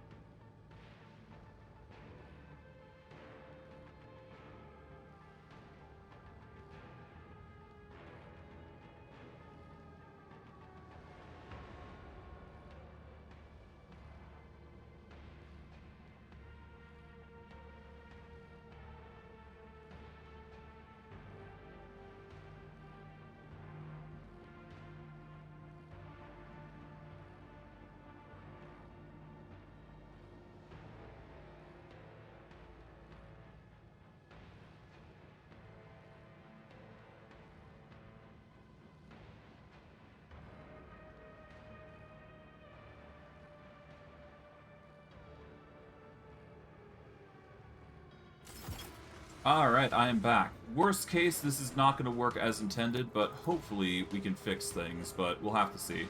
I mean, best case we can heal Heinrix and then we should be good, but I have no hope for it, really.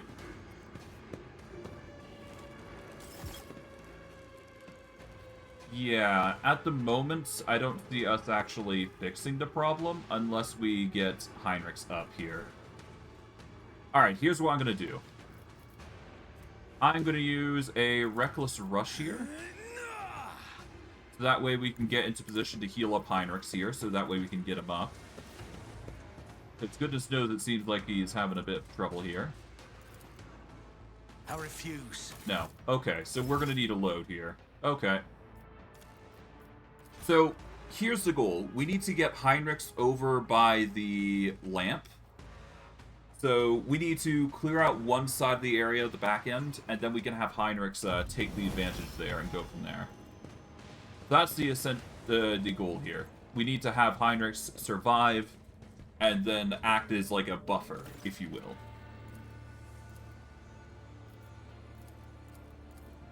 Okay.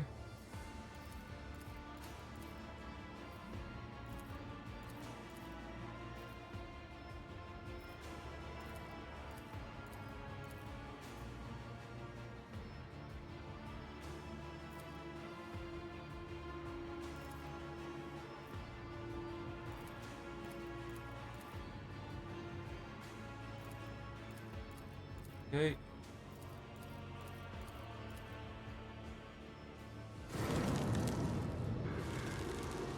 Alright, let's do this. Hopefully this will speed things up, but we'll see. I will wipe your disgusting presence out of existence. Alright, so the goal here is to get across to here, so that way we can have Heinrix just constantly spam turning on the lamp. That is going to be our goal.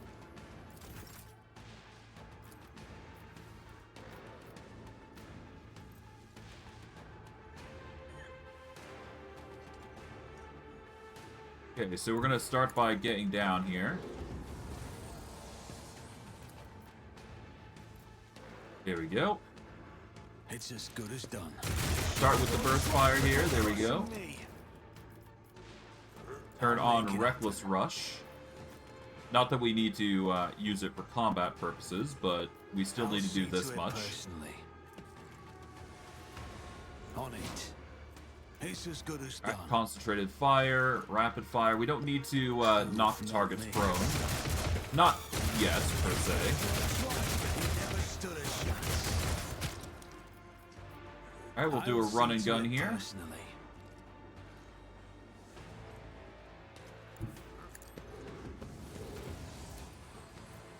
On it. There we go. These guys are going to start moving.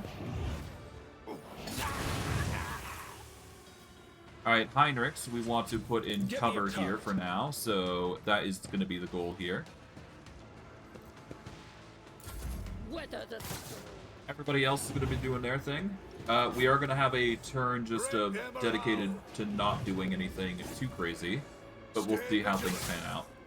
Follow my lead. I guess worst case I can just increase my movement speed by using other things, but considering Heinrix is here, we might as well use him at least to deal with the enemies that are going to be spawning here, so there you go.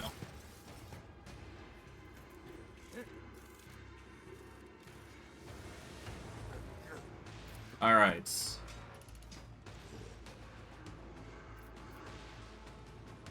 It's as good as done.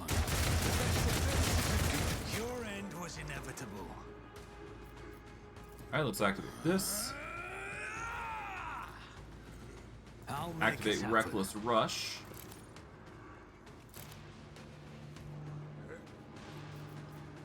Activate Wildfire here. I'll make it Rapid happen. Fire, It's as good Concentrated as done. Fire, and Devastating On it. Attack. I won't stand for it. Do this. You never stood a chance. Alright, activate You Steady should feel Superiority honored to here. witness this. We're also going to throw down a run and gun here. And we're going to march right over I'm to ready for here whatever instead. comes. So that way we can burst fire this direction. Your end was inevitable. There we go, that's going to clear up the majority of enemies there. We can throw down a multitude of shots here. There we go.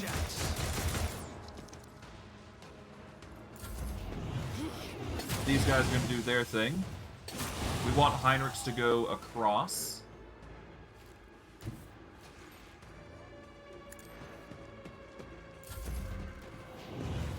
Okay.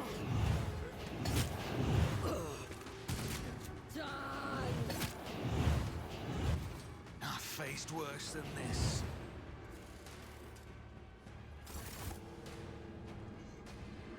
Okay, skip this. There we go.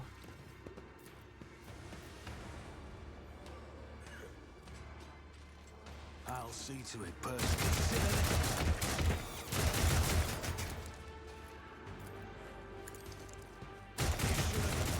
There we are. Nice. So far, so good. We seem to be really doing well. Our ballistics is only increasing the more we do this, so that's nice. We'll do Firearm Mastery just so we're mixing things up here. Who, if not me? You should have thought twice before crossing me. Activate this. Activate Wildfire. On it. Rapid It's as Fire, good as done. this, and Devastating Attack. I'll see to it personally. I'll make it happen. Nice.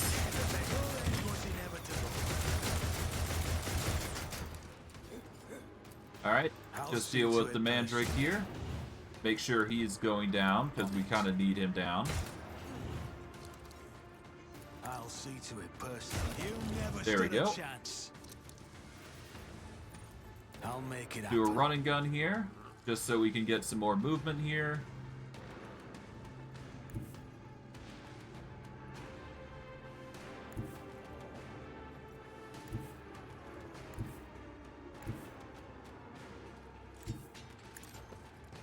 Alright, let's do a gunning shot here. Another enemy down. Nice.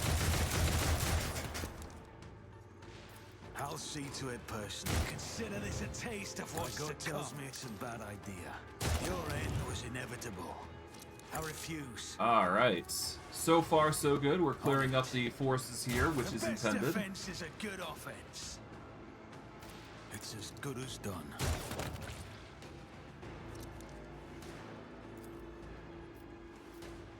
95.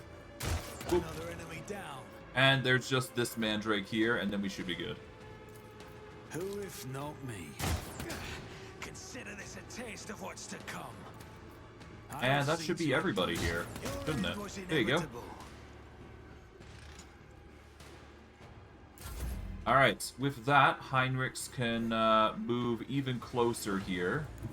But it's not enough. We still need to move him as close as possible here. There we go. Once again, the enemies are back, but that's fine. Now that Heinrix is in position, we can actually have him take the role much more seriously. There we go. Alright, let's activate Revel and Slaughter once more. Let's activate Reckless Rush, so that way we can actually move into position, as intended. So we're going to move over to here. This will make it way easier for us to target everything, like so. I won't compromise my principles. And I guess what I can do here is swap over to a sword and board here. My gut tells me it's a bad idea. Do this. It's as good as planned, well executed. Nice. Who, if not me? Taking calculated risk is in my second nature. Alright. Do a swing like this. You never stood a chance. Swap over to the gun. There we go. Boom.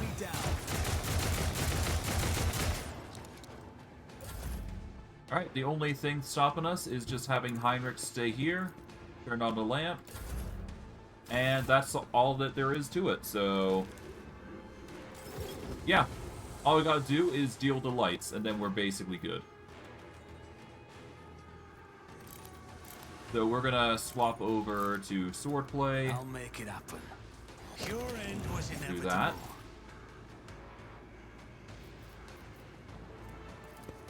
Alright, let's do a rush here.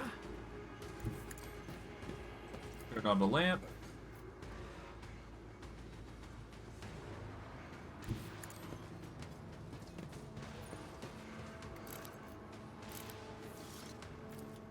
On it. You never stood a chance. Alright. It's as good as done. Then we do a run and gun here to get into position.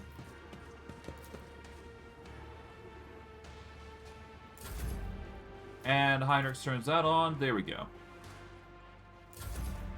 And with that, because we've turned on the lights, we're good.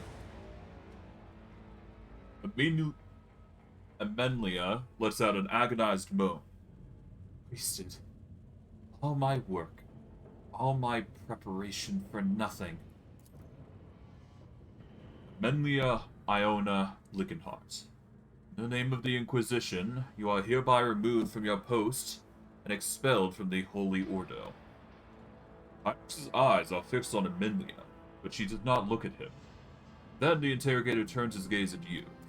For us. The fate of its fallen members is a matter for the Ordo. Heretical archives, artifacts obtained in the excavation, and other assets in Lickenheart's possession. I hereby declare the property of the Holy Inquisition. However, it is the rogue traders to decide what becomes of Photon 4 and his people. What is your verdict?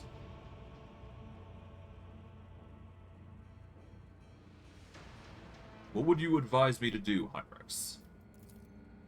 You know my answer. The world has been compromised, its inhabitants touched by corruption. However, I doubt you will take the advice that follows from my assessment. At the very least, I'll rid you of the temptation to take a peek at the archives at Broken Minlia's will. Alright, what will happen to the archives in Minlia?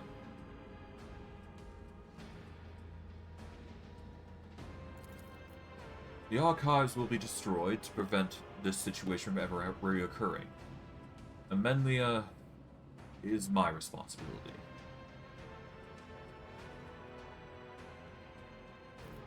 I shall take the survivors off the planet. So be it, Lord Captain. Now, as for Amenlia. You are hereby stripped of your special status as an agent of the Golden Throne, and all attendant rights and privileges. I am authorized to use all interrogation measures stipulated in the standard framework, with information extraction to ascertain of the fate of Acolyte Tanica Calabrigia. Will that be necessary, Amenlia? No, Interrogator von Kalox. The sage's voice is scarcely louder than a whisper. I have no intention of concealing that information from you. I'm almost certain that Tanica Calabrigia was eliminated on the orders of Xavier Calcazar, after being deemed a volatile element. Heinrix's face is a mask of disbelief and anger. You're lying.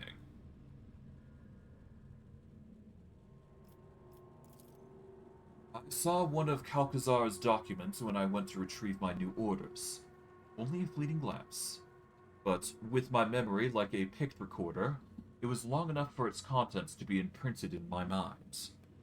I do not know the details, but the document itself was an interrogation transcript, with a final annotation indicating the removal of the person from the retinue. And we both know how someone leaves the Lord Inquisitor's retinue, Interrogator von Kalox. Tanica is the Lord Inquisitor's top espionage specialist. Whether Xavier chose to refrain from making the public show of strength, Calberia was invaluable. Why would he do this? Amenlia looks up at Heinrix, her eyes full of despair. I do not know, Interrogator von Kalox. Just that I do not know why the Lord Inquisitor sent me to this nondescript planet, as soon as I voiced my concern about his methods. Just as I do not know if I should blame the warp for the lack of responses to my calls for help, or if Calcazar prohibited the others from answering. The nature of her mission, and of Xavier's true purpose here in the Expanse, was likely why he chose to bury the secret, Tanica along with it. The operational data indicates that you are the retinue primary torture specialist, Interrogator von Kalox. This time I thought you were the one who conducted Tanica's interrogation. And one of the reasons why I destroyed my personal data block was to ensure that my own sentiments would not prevent me from thinking rationally when I next encountered you or Calcazar's other servants. Heinrix? Heinrix says nothing for several seconds, staring into space. At last, he begins to speak. Amenlia Iona Lickendhart. I know, Interrogator von Kalox. I know all the procedures used on compromised sages. Interrogation, unsealing of reminiscence blocks, but before we begin, I thought Tanica was your doing, and as your reaction has revealed the truth to me. It is Heinrix, yes? There's a subtle shift in Amenlia's voice. She sounds older, wiser. You should know. Sorry to have forgotten about you. Heinrix stares at the sage, saying nothing, then looks down and mutters something, too quietly for you to hear.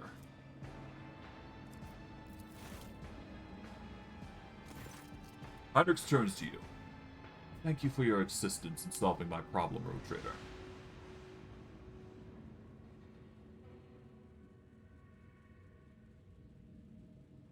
But why? Heinrix looks at you, his eyes darkening and luring. Why don't you answer that question yourself?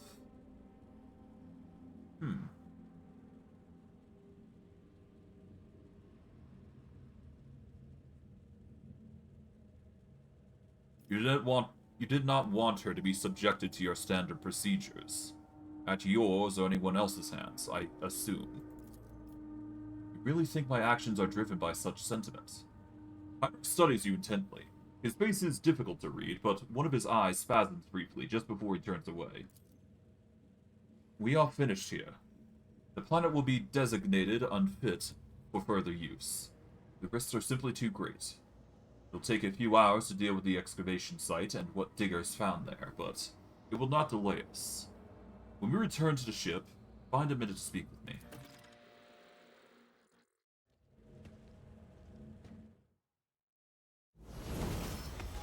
At the very least, I'd like to believe Heinrix is a very merciful individual, but it's hard to say, to be quite honest. Keep your wits about you. It's hit or miss no matter what we do here, huh? But regardless, we will gather everything here and make the loot worth it. Primitive equipment, more What loot. do we have here? Okay. Information. Rise to the top or get left Nothing in the too dust. crazy worth noting. Even more loot to be added to our list of loot that we've been collecting thus far. All of that will be used probably for trade more than anything, but I digress. I always keep my options open. It does seem like we've gathered everything here. I don't see any reason for us to stick around any longer than we already have, so yeah. We'll take what we get. Alright.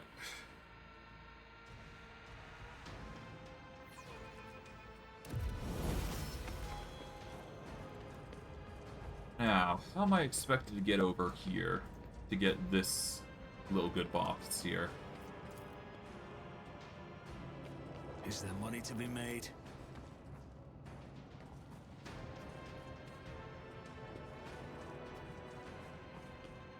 Okay, is there a way to get across here? Because there's clearly loot here.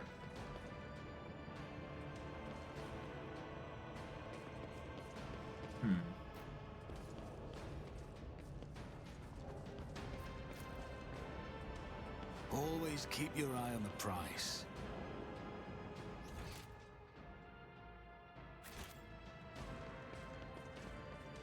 I feel like there's a way to get across here, but I haven't found it yet.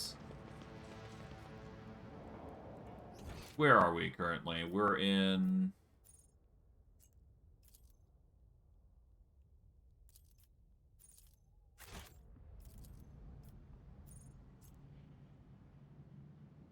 Yeah, so how do you get across there then? Keep your wits about you.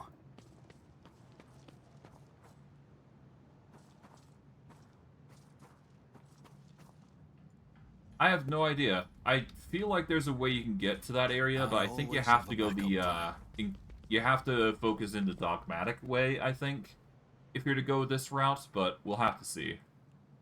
I don't know. It's a very unique situation. Hold on. Okay, let's go and check the Google out, and we'll see if we can find any information on it.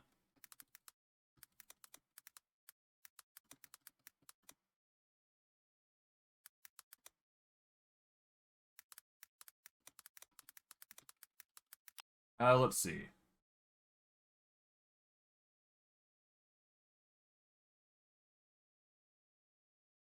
Okay, we destroy the Xenos, yeah.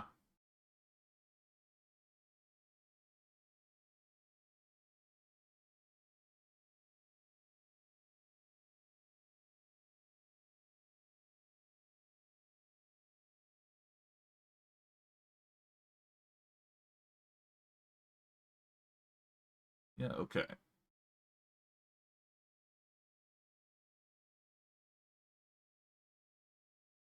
Yeah, so I have no idea how you're supposed to get that loot crate. Unfortunately, I assume there's like another path that you can take with the quest, but left in the dust. It might also just be something that you can't access, period. It's a shame, but it is fine. There is a dot dots. Okay, so yeah. I don't know what's going on there. We'll figure it out. Worst case. It's all good.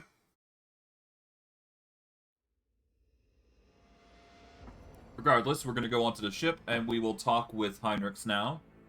And we'll see about fixing that whole situation, hopefully.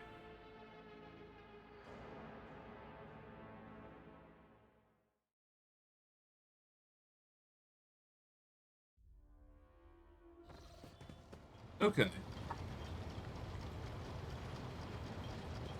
Let's talk with Heinrix about this whole situation and see how he feels about the whole situation.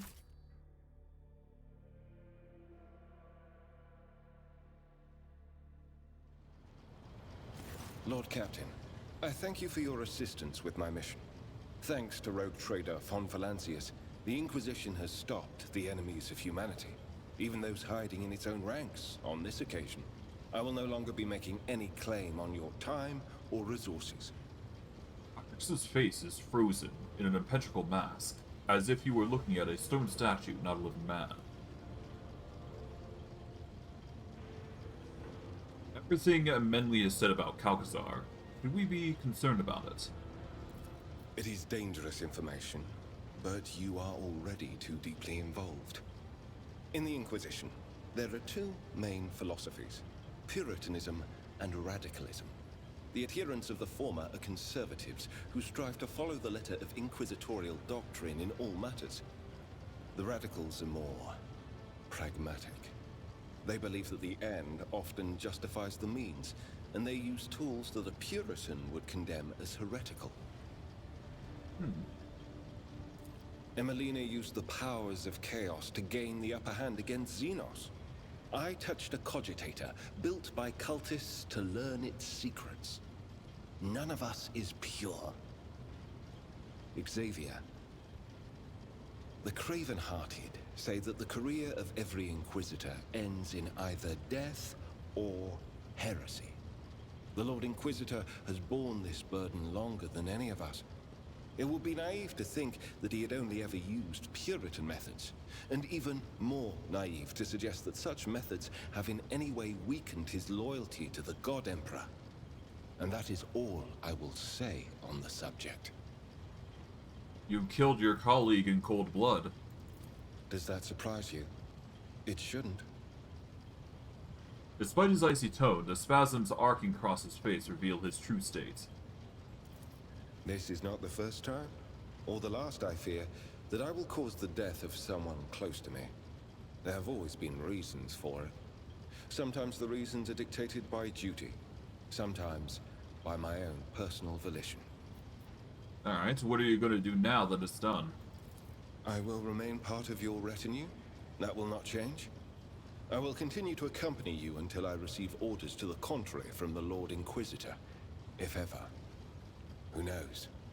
Perhaps one day my journey will end like Emelina's, but that day is not today. I see. Alright, I'll take my leave then. And that is the quest there done. Now, what we're going to do is we're going to deal with the price of power, so that is going to take some time to get to. But ultimately, it's a pretty streamlined quest that we got to do. So, we're just going to go to the Coronis map here. We are going to shoot our way over to the correct location that we need to go. And we will... yeah, we'll just chart new courses so we have it set up there. There we go. That's going to get us some experience to work with. Alright, we've got events that we got to worry about. I'm going to save here real quick.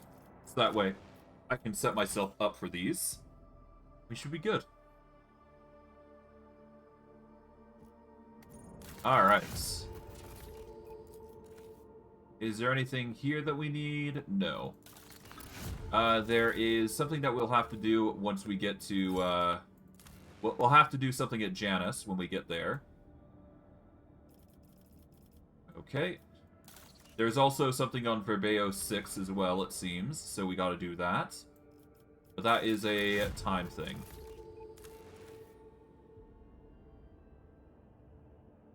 Alright, let's complete this last edict here. We're gonna lose some profit factor, but we'll also lose some security, but we'll get some more people here. And considering there's no reason to not add these edicts in, might as well, right? So there you go. Alright. Security here on Verbeo 6 is going to lower, but that's to be fine. Alright. I do believe we need to go to Mortis Acius for Verbeo 6, and then we should be good. We shall save before we go in, and then we should be good. Alright, let's save here. Let's go onto the planet, and we should be good.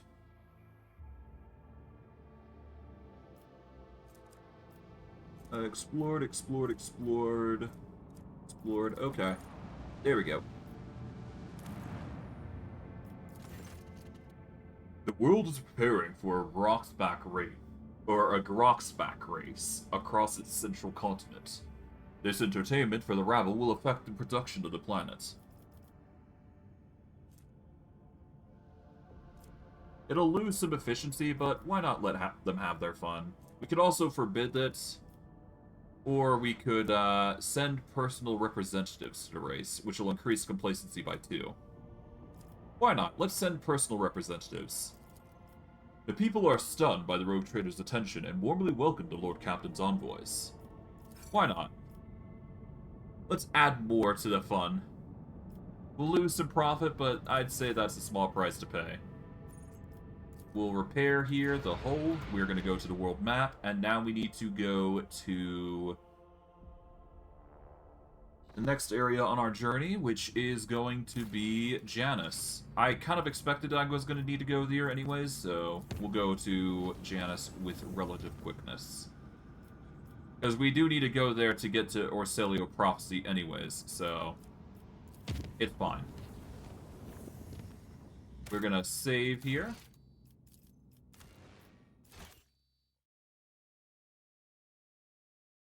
Gonna take some time to load.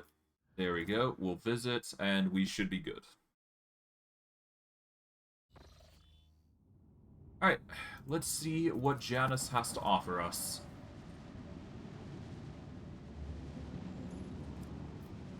Shouldn't be too hard to deal with, all things considering. The Adeptus Administratum has mired the colony in a mind-numbing appraisal process, the completion of which continues to be delayed.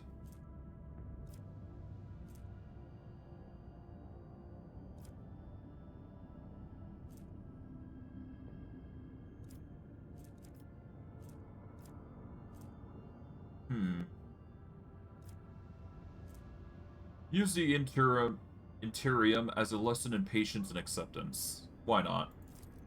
The ruling circles readily adopt your physiology. We might as well learn more from the Adeptus Ministratum while we're waiting, right? It might delay things, but it's better to be on top of it for the future. So hey, better management practice. Why not? Save here, and then we'll go to Orselio Prophecy, which is the next journey on our... or the next step in our journey. Alright, there we go.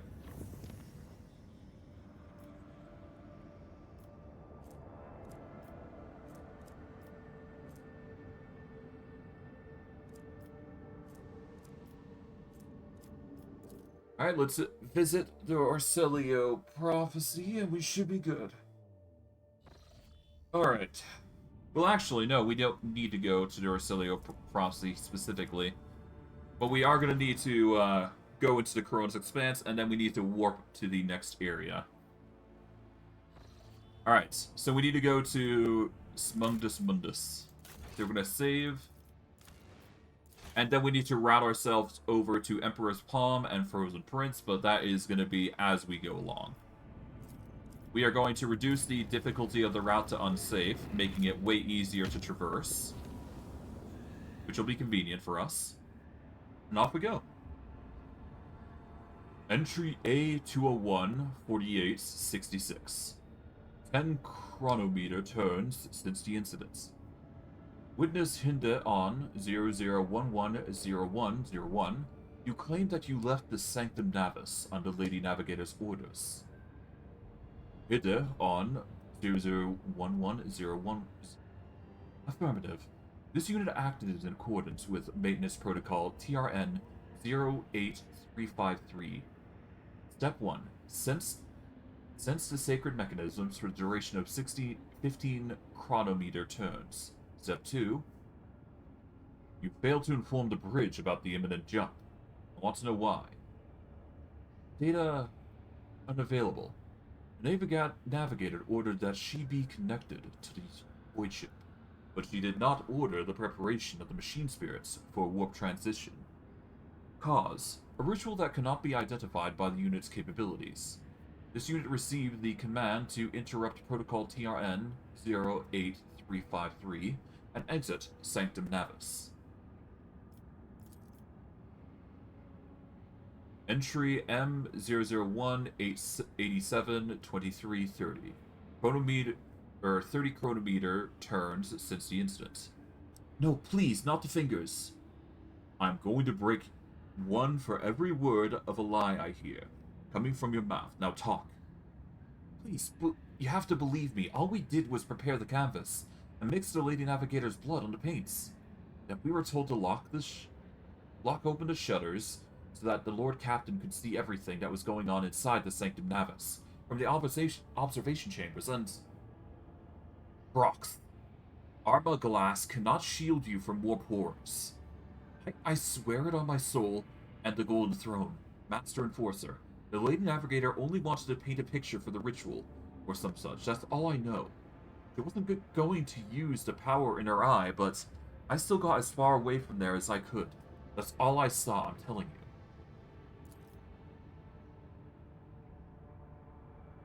We performed an emergency warp jump, barely activated by the Giller field in time, and now being dragged to the throne knows where by an unknown force. The Lady Navigator and the Lord Captain still unaccounted for. Now tell me, one more time, what transpired in the Sanctum Navis? I escorted the Lord Captain with the observation chambers and yelled at the servants for leaving the shutters open. Then I was told it was on the road trader's orders. We could see the Lady Navigator clearly through the armor glass. She was lost in thought, staring at the canvas in front of her. It looked like she was completely unaware of the world around her. Soon, the servants were ordered to leave the Sanctum Navis.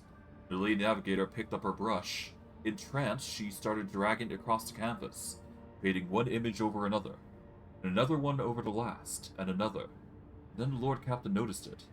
There was a thing on the other.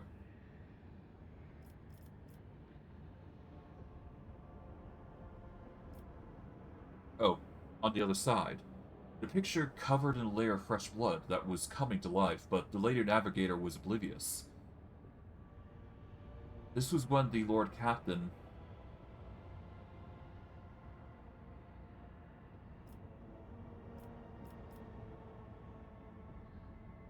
called out to Lady Cassia. Yeah. Startled by the Lord Captain's cry, the Lady Navigator answered. That's when I realized it. The armor glass between us and the Sanctum Navis was gone. And the things in the painting, they broke free. And what happened next? I barely remember a thing. There was a bright flash, a purple blur. I remember feeling so scared that my knees were shaking. I remember my legs carrying me away like they had a mind of their own. As I ran, I heard screams behind me. The Lord Captain and Lady Cassia. They... God Emperor, the creatures. They pulled them in both inside the painting. Sir? Mistress von Foxmaster, I have a report that needs to be delivered to the senior officers. The Lord Captain and Lady Navigator were lost during the emergency warp jump. Their whereabouts are still unknown. I'm sending you to the interrogation reports and a recording. Sector, no data. Region, no data. Location, no data. Material. Relation of the Lord Captain's personal account record by no data. Note, strictly classified. Access holder, Vorg von Valentius. Tearsfod Orselio's ritual did not go as planned. The warp disturbance triggered by the Lady Navigator's trance washed over the Sanctum Navis. The void ship machine spirit reacted to the surge of the Immaterian and interrupted it as a call to action. Thus did the emergency jump into an unknown begin. Amid the shrieks and sirens, the clanging of shutters, and the distant hums of the warp engine, some unknown will pulled the Lord Captain from the Sanctum Navis towards the creature from the living canvas that already gripped the Lady Navigator's throat. Horrified, almost out of breath, and struggling to scream, Cassia stretched out her hand and began slowly sinking into her own painting. The Lord Captain snatched a dagger from the floor and started hacking at the hands reaching from inside the painting. The ritual dagger of House Orsilio cleaved the billowing shadow, and yet the painting hand reformed itself the moment after the blade passed through it. Cassia went limp in the clutches of the horrific creation and was immediately pulled to the other side of the painting. A moment later, Vorg, still clutching the dagger, was lifelike plunged into the depths of the world the Lady Navigator had created. Vorg awoke, finding himself in the middle of a gigantic, boundless, billowing nothingness. His body felt weightless, floating in a void strewn with hundreds of the Lady Navigator's colors, some of them bright, warm, and luring, others morose, cold, and heavy. The Lord Captain reached towards the bright colors. Vorg plunged into a river of bright hues and flashes of rosy sunsets and lilac, carried him down a dazzling stream. Before long, the Lord Captain is standing in an idyllic garden, permeated with fragrance of flowers and the singing of birds. Servants in purple livery darted back and forth, attending to withered old woman in a navigator's mask. Sitting on her lap and smiling coyly to everyone was a little girl with ruby eyes and white hair. Be a good little girl, my child, till the day we meet again. With trembling hands, the woman handed the girl to a navigator in a laboratory attire. I am out of time. Prepare the child for the Atlas transfer. Destroy all records and mentions of the world of ERT-5. None must learn of that which took place here. And remember, her body must grow strong for it to accept my power. And once I've returned, loyalty will be rewarded. The memory dissipated, and a gust of silvery wind hurtled the Lord Captain back to the ocean of nothingness. But this time, the nothingness felt dismal. Instead of bright hues, all it contained was shadows of visible monsters swimming by, shrouded by nebulous veil of unfathomableness. The Lord Captain swam towards the dark colors now. Grayish blue waves swallowed the Lord Captain, and the feeling of lightness disappeared as the limbs grew heavy again. Vorg fell onto the hard floor of the laboratory, clutched with vats as tall as a human. Inside them were dozens, hundreds even, of repulsive mutants. Some had no arms, no legs, or two heads, or no face, or their innards turned inside out. But each had white skin, white hair, long clawed limbs, and ruby eyes. My lady, the child is born. The tall old woman approaches one of the vats. Readings? Stable. Mutations? None were detected at any of the stages. Genes? Identical, my lady. Chances of survival? 100 times higher than any of the previous experiments. How long will it take for this child to grow? I fear accelerating the process might cause the body to fail. The only one after years of silence. I understand the situation. Natural growth. I do not have much time. We'll have to go with a backup plan. Yes, Novator. It will be done. The memory dissipated, and a gust of silvery wind hurtled the Lord Captain back to the ocean of nothingness. But this time, the nothingness felt dismal. Instead of bright hues, all it contained was shadows of invisible monsters swimming by, shrouded by nebulous veil of unfathomableness. We'll go adrift. Vorg stayed in the ocean of nothingness, devoid of sensation or emotion, until an ornate ritual dagger floated before his eyes, and reminded him of a world that once seemed more real than this one. The one scream broke the delicate equilibrium of the Lord Captain's motionless body, and the weightlessness released him. He plummeted to the maroon abyss of roiling illusions, but was now in full control of his body again. Then Vorg descended into the abyss towards their screens. The Lord Captain crashed from an immeasurable height to the bottom of the roiling abyss. In the next moment, Vorg saw two figures amid the billowing maroon mist. One of the figures, unnaturally gaunt and tall, was clutching the other, smaller one in its claws, screaming furiously. The Lord Captain peered into the strange marooned mist. In the swirling mist around him, Vorg could make out human face stricken with torment, and not just human faces. There were Xenos, Aeldari. Their features fused together with those of humans, which made the Crimson Spectres look all the more abominable. Their gazes and their rage were directed at the two unmoving figures facing each other. Lord Captain drew closer to look at the figures. One step was all it took for some unknown force to notice the Lord Captain, seize him, and drag him through the painting's twisted space. Now the Lord Captain could clearly see the dark shade of the long-dead navigator, leaning over Cassia, clutching her neck in its clawed fingers. The shade screamed. You were given life because of me. You survived because of me. And here you are now, because I have willed it so. Bow before me. Tell me what I wish to hear, and your suffering will end. Go on, my child. I have waited for so long. Submit to me. Cassia looks exhausted. Her body covered in hundreds of thin cuts, her lips lacerated, claw marks on her cheeks. Yet there was a steadfast resolve in her eyes. I know who you are, Tiraswan Orsilio. I know what you crave. I saw in the visions that you sent me again and again. I won't allow you. I will never allow you to become me. Cassia's fatigued voice quivered, but she was not about to yield to this battle. Lord Captain, let's try and go for the diplomacy.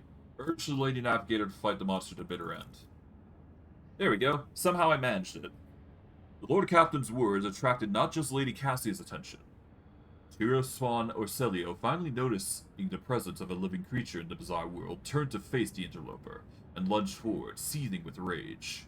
When the entity's claws were millimeters from the rogue trader's throat, Cassia opened her navigator's eye, and a wave of unbridled warp energy obliterated Tiraswan's specter before she realized what was happening. The Lady Navigator graced the Lord Captain with a tired smile. The abortive ritual had turned out to be a trap set for Lady Cassia by the previous Novator of her house, but the rogue trader had ensured that her plan fell to ruin, and now it was time to desert that accursed place. Cassia took the rogue trader's hand and guided him through the maroon mist and out of the painting. Their unconscious bodies were discovered in Sanctum Navis 20 Terran days after their disappearance, as soon as the rogue trader's void ship had emerged from the warp in an unknown system. We will chart new courses, and while we haven't found any way to go forward here, we should be able to visit Mundus Valencius here, and we should be good. Hopefully. We are going to explore both planets. I don't believe we'll be able to get much out of this, but we can try at least, so. There we go. I have seen a planet burn. Kazar Maga. Exterminatus was invoked. Incendiary cyclonic torpedoes were deployed. The world burned for several months until there was nothing but ash. More information. Nice. Alright. The Palace of the Atlas. We're going to save here, and we are going to bring in the... Yeah, we're going to go in there, and we'll see how things pan out. Alright, take out everybody, except for Cassia for this occasion. Actually, I'm actually going to bring one more individual, because I am curious about the interactions that might happen here with the Aeldari. So I'm actually going to bring,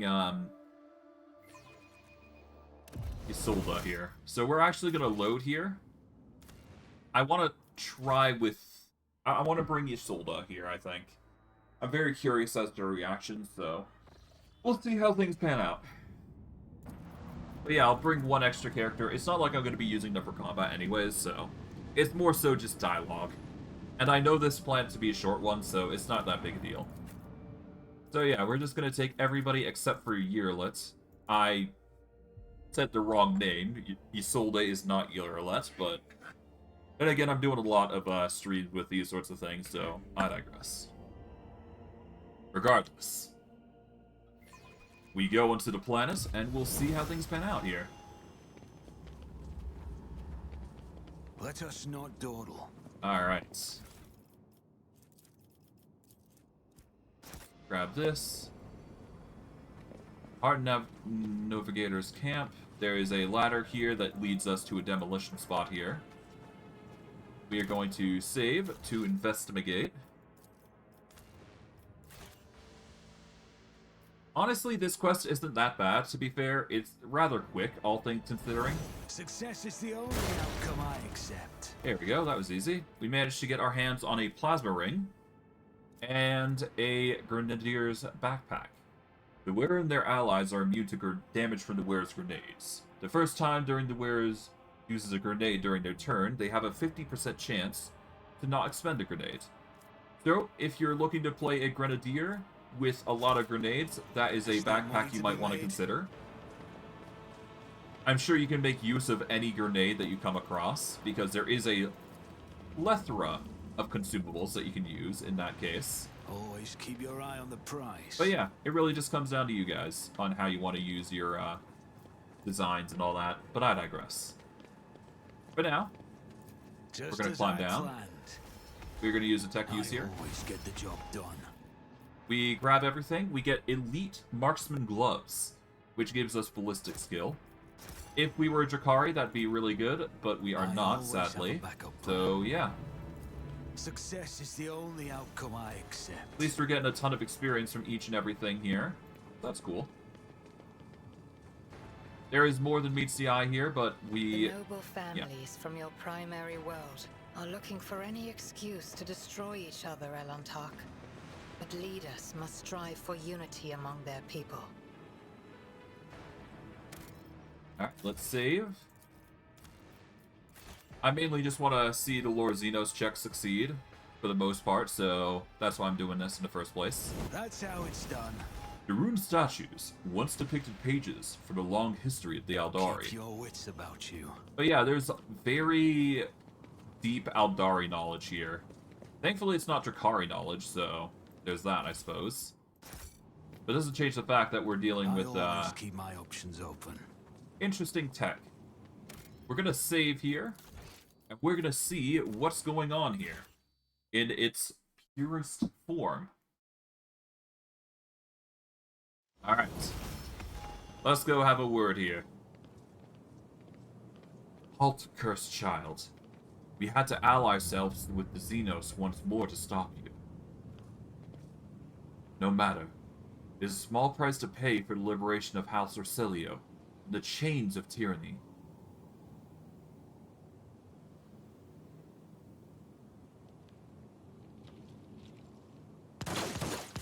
Oh god. Begone, renegades! We followed the Atlas's call to your wake, child. Stand with us. House Orcelio will not trade Tyrswan's legacy for the false ideals of blind fools.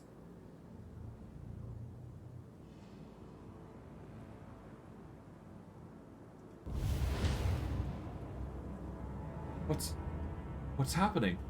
Ah.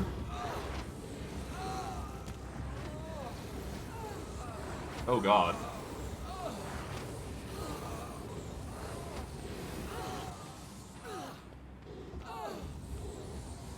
Well, there goes most, if not the entire family. Jesus. Damn, Xenos. This was not the bargain we struck. Won't smite you. The Navigator, whose skin is so thin that it reveals the muscles, bone, and innards underneath, touches his augmented gold jaw in contempt. What is this? The rogue traitor. and the traitors to the house have lured the child into a trap set by Xenos. Wish my eyes were deceiving me, but now I can see clearly that Great Regent Artano was right to send us after your vessel.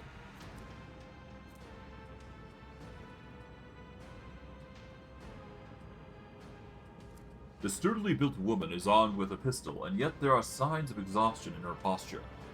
Her face is hidden behind a gem-encrusted three-eyed mask, and her elaborate navis nobital vestments are stained with dried blood and other evidence of recent combat.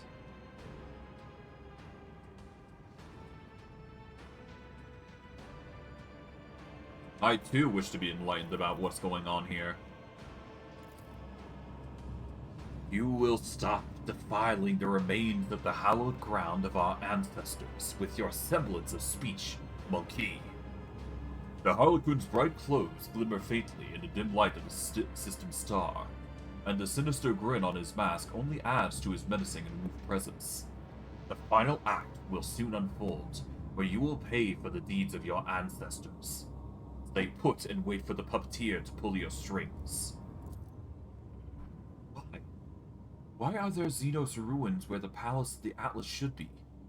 Why is this place coated in an impenetrable black mist? I'm suffocating. Cassia clutches her breastplate near where her Atlas is, her voice feeble and trembling. Three-eyed monkey who sees into Sheol. The taint of your ancestors begun to consume your body and soul. Pathetic fools with an insatiable lust for power that is not yours. Ending your misery will be merciful. Taint. You mean the Atlas? Xenos traitor? Silence, traitor! The Atlas is a sacred relic to the House Orselio. It is what elevates us above the rest. How dare you? The Regent's envoy abruptly loses her breath with a groan, and she clutches her chest where her Atlas is implanted. I refuse to accept this. Impossible. What is this place? We planets call such as this one Crone worlds. They came to be long before my time, back when all the Aeldari were a united people, whose empire stretched from one edge of the galaxy to the other. It is a world beneath the first stars, an unblighted world. I never thought that I would come to find one. I have nothing to add to the outcast's words, other than my eternal astonishment at your curious trope, monkey. What is this taint you speak of, Xenos? Do you not see it? The Harlequin's voice booms throughout the ruined temple. When you, monkey, discovered this crone world, you tainted it with your crude technology. Despoiled it of its relics, ruined all there was to the last stone. But worst of all, you sullied the souls of our ancestors. Reposed in their sacred vessels, the spirit monolith. He points his thin finger at the remarkable crystal floating behind his back. The Harlequins around you tighten the grips of their weapons. Like a sea of bottomless blue. Cassia looks around with a stunned expression, her face gazing from one Xenos to another. I did not know that living things could exude such saturated hues. I wish I could paint this ocean a different color.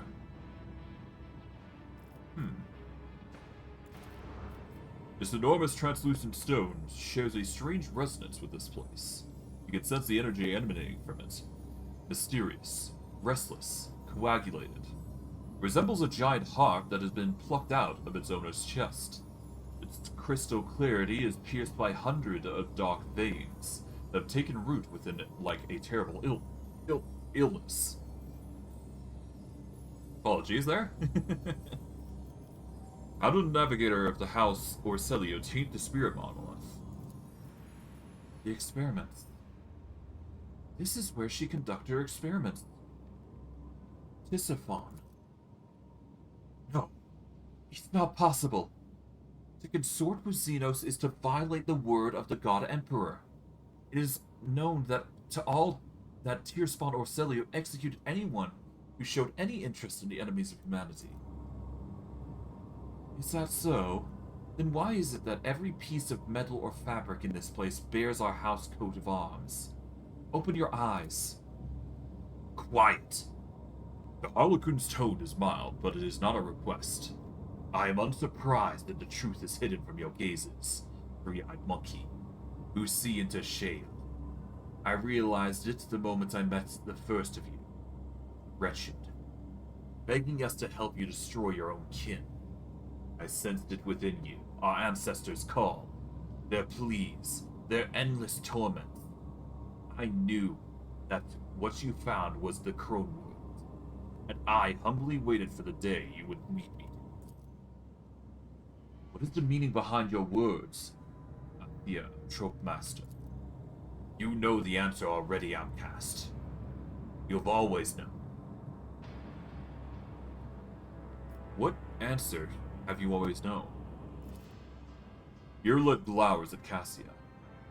So that is why. That is why your presence makes my shoulders shrink to the size of a river pearl, and my throat choke in the call of thorns. That is why your words seep into my soul like poison, leaving my wounds that will not heal. There's a shard of the spirit monolith inside you, monkey. Twisted, perverted, invigorating you by making my ancestors suffer. Alas, you are right, outcast.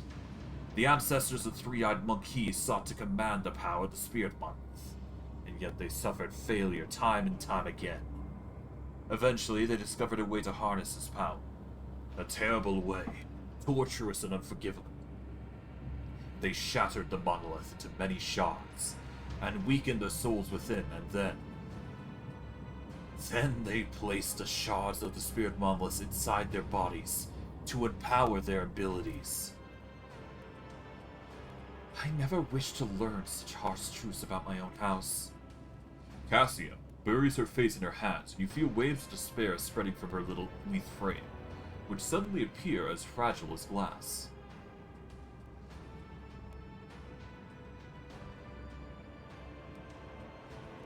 Neither Theodore von Valentius nor Tiriswan was infallible.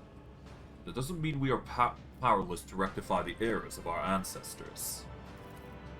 You say that only because you wish to soothe me. The renegade navigator stares at Cassia in shock. You are more than just a tyrant's heir. You are the successor to a mad heretic. A betrayer of faith. You must be destroyed. You and the Atlas, once and for all.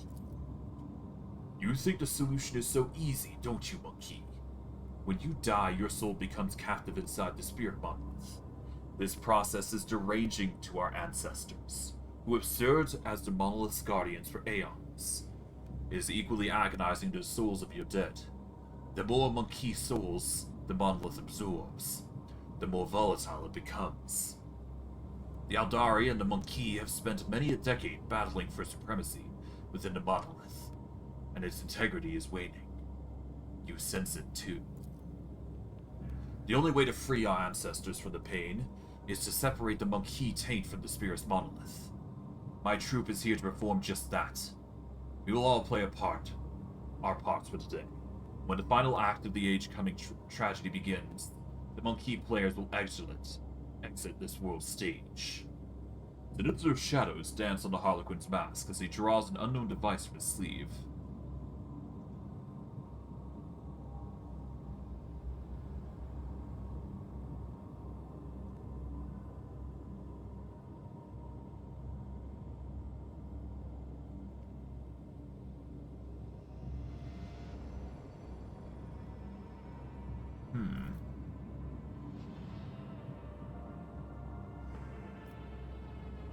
Is there no way whatsoever to separate the Navigator's souls from those of the Aeldari without killing one another? The Xenos thinks for a moment. You, monkey, have desecrated our ancient worlds. I see no reason to assist you in the final dance.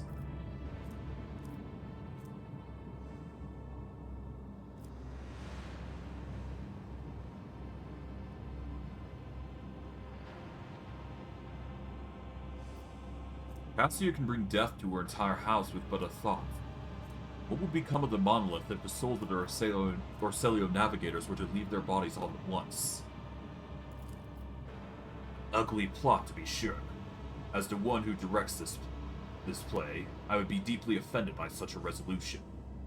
The Harlequin lowers his head in thought. Your words are harmonious, monkey, but what will your companions say?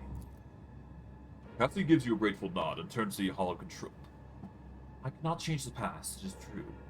Nor can I change the fact that my house is forever tainted with disgrace born of Tirisfon Orselio's hubris. Yet all of us here today have a power to change the future, and halt the unending suffering that is surrounding both your kin and mine. You suggest that the monkey and the Aeldari change the future together. I must admit, my leading lady, I'm confounded by your audacity. Go on. My Atlas. If you can free the phantoms of my house from the spirit monolith, guide them to enter my Atlas. Their experience and wisdom will help steer House Orselio onto the path of truth, and allow future generations to avoid the calamitous pitfalls of their forebears. A meringue, my leading lady.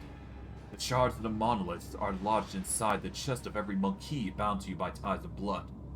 How exactly do you intend to return them?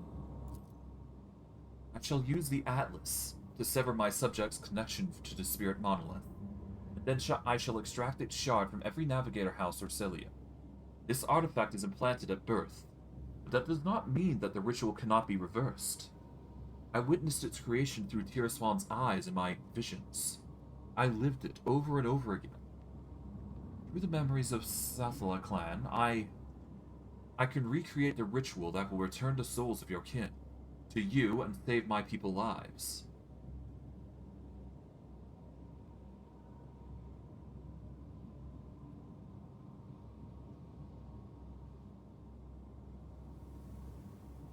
Seldom do humans and Xenos get a chance to resolve their conflicts without violence. I second Lady Cassia's proposal. The Harlequin remains as still as Garlish statue for several minutes. Then the mellifluous voice behind the mask says, I am willing to try, monkey. No. The Regent's envoy draws her pistol. I won't let you destroy the Atlas. Even if it's the child's wish, Lady Orselio. Too inexperienced. You simply cannot comprehend.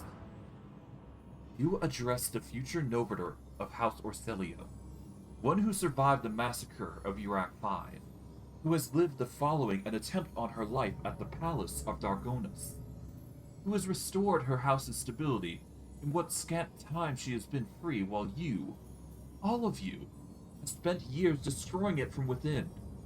You address the one who has passed through the tempest of the Sea of Souls, to the true Atlas as the Rogue Trader's ally. Yet you still call me unworthy, don't you? Young, inexperienced. Kneel before me, and I shall forgive you for your insolence. Hey, the Fellowship succeeded. House Orselio will always be loyal to Novator Tirisfon. Henceforth, it will be loyal to her successor, even if you see fit to lead us down a different path, my lady.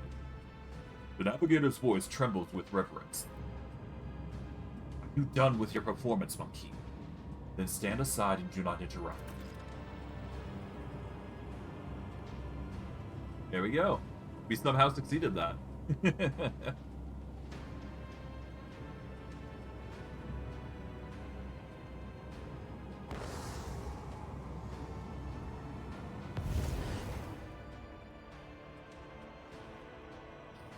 I can feel it again. The tranquility. The ancestral souls have found peace. Corruption no longer endangers the monolith or this world. The Harlequin narrow shoulders now look completely relaxed. Remember our agreement, Cassia Australia. We'll soon meet in this place again, so that you can give us the shards.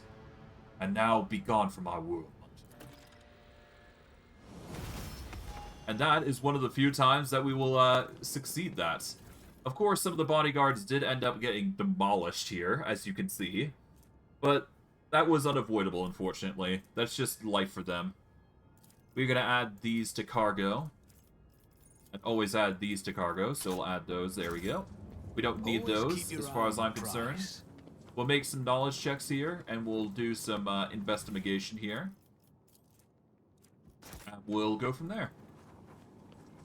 Gonna save here. So far, we're doing quite well, I'd say, with when it comes to these sorts of things. But yeah, there's some knowledge you can get from Yearla if you do this sort of thing, and who knows? Let it define me. We're gonna load here. Another Aeldari statue is what it said, but it's probably more than that, I would assume. We will have to see.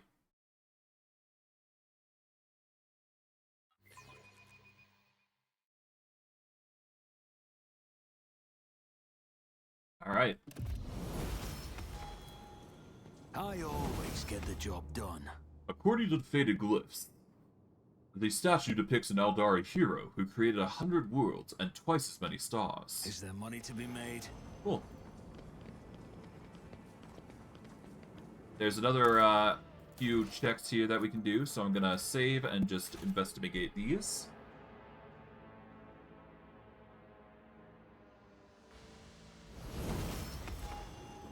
Success is the only outcome I accept. The Aeldari gods once walked among them, teaching, guiding, protecting them from harm. There were no boundaries between mortal creatures and their patrons. And finally, that's how it's done.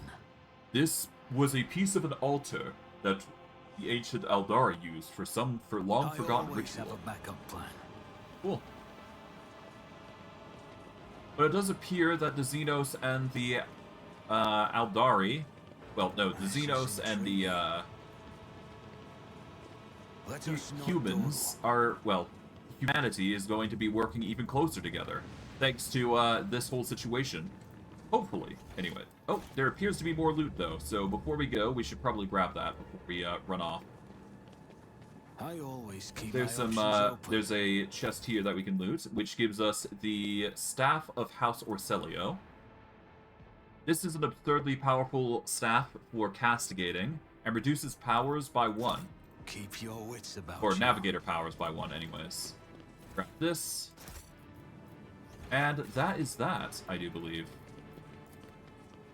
The purified monolith shines like a guiding Always star, keep your eye on the prize. and waves of common relief washed over the hearts of those who step close.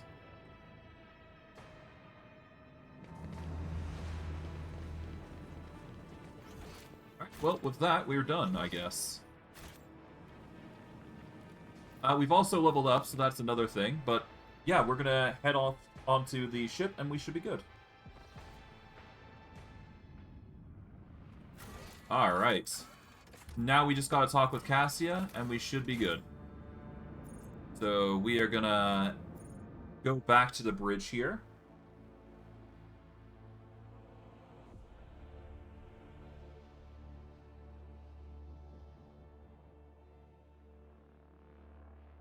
We'll see how things start panning out.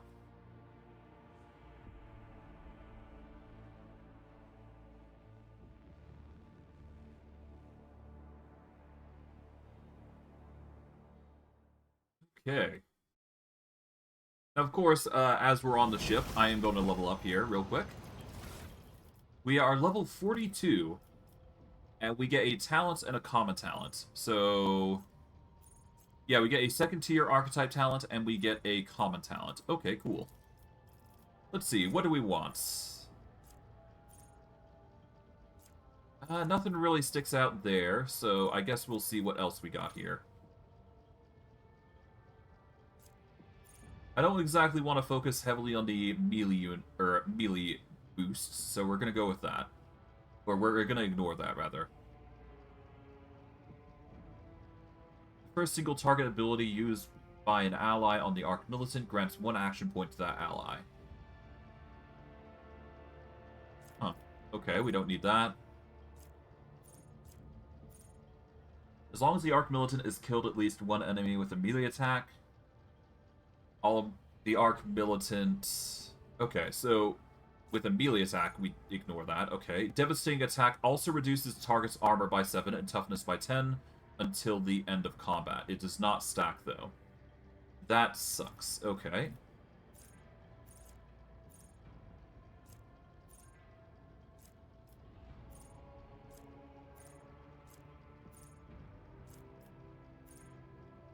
It sucks that I can't really utilize that as much as I can. Whenever we get an extra turn, we get 1 stack of versatility. I don't need that. Any of the Arc Militant's area attacks, both melee and ranged, reduce the deflection of all enemies hit by 2, and their armor by 7. It's not stack. Burst attack and melee area attacks reduce the dodge of all enemies hits by 8. So basically, reduce dodge by 8, or reduce deflection by 2 and armor by 7. Tempting, but not necessary.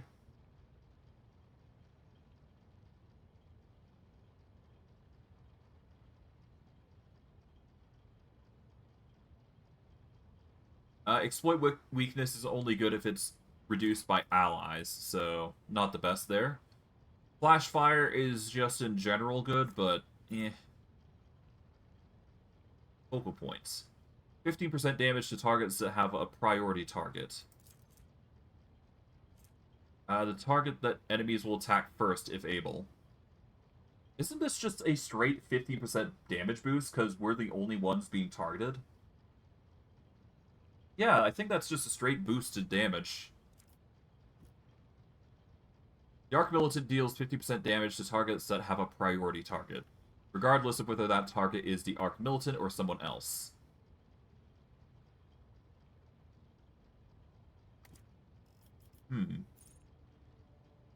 That might be good. That might. I need to do a quick Google search on priority targets then.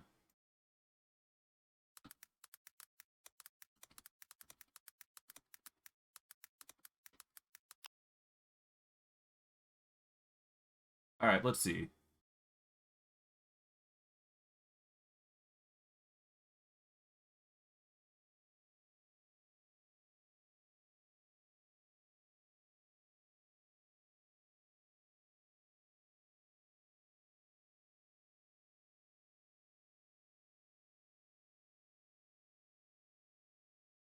Ah, I see. Okay.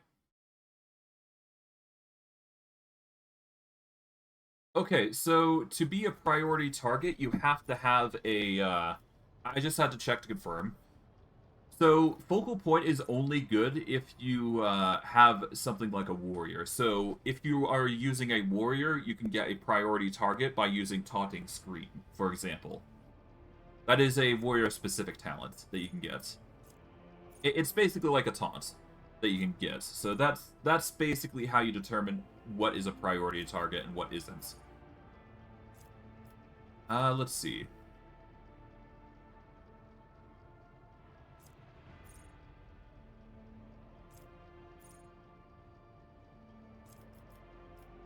Yeah, there really isn't anything good that we can go for here, huh? Not that I like, anyways. Nothing that I like, really, I should say. Then again, we do get a common talent now, so we can choose Flamer proficiency as well, so that's something worth noting.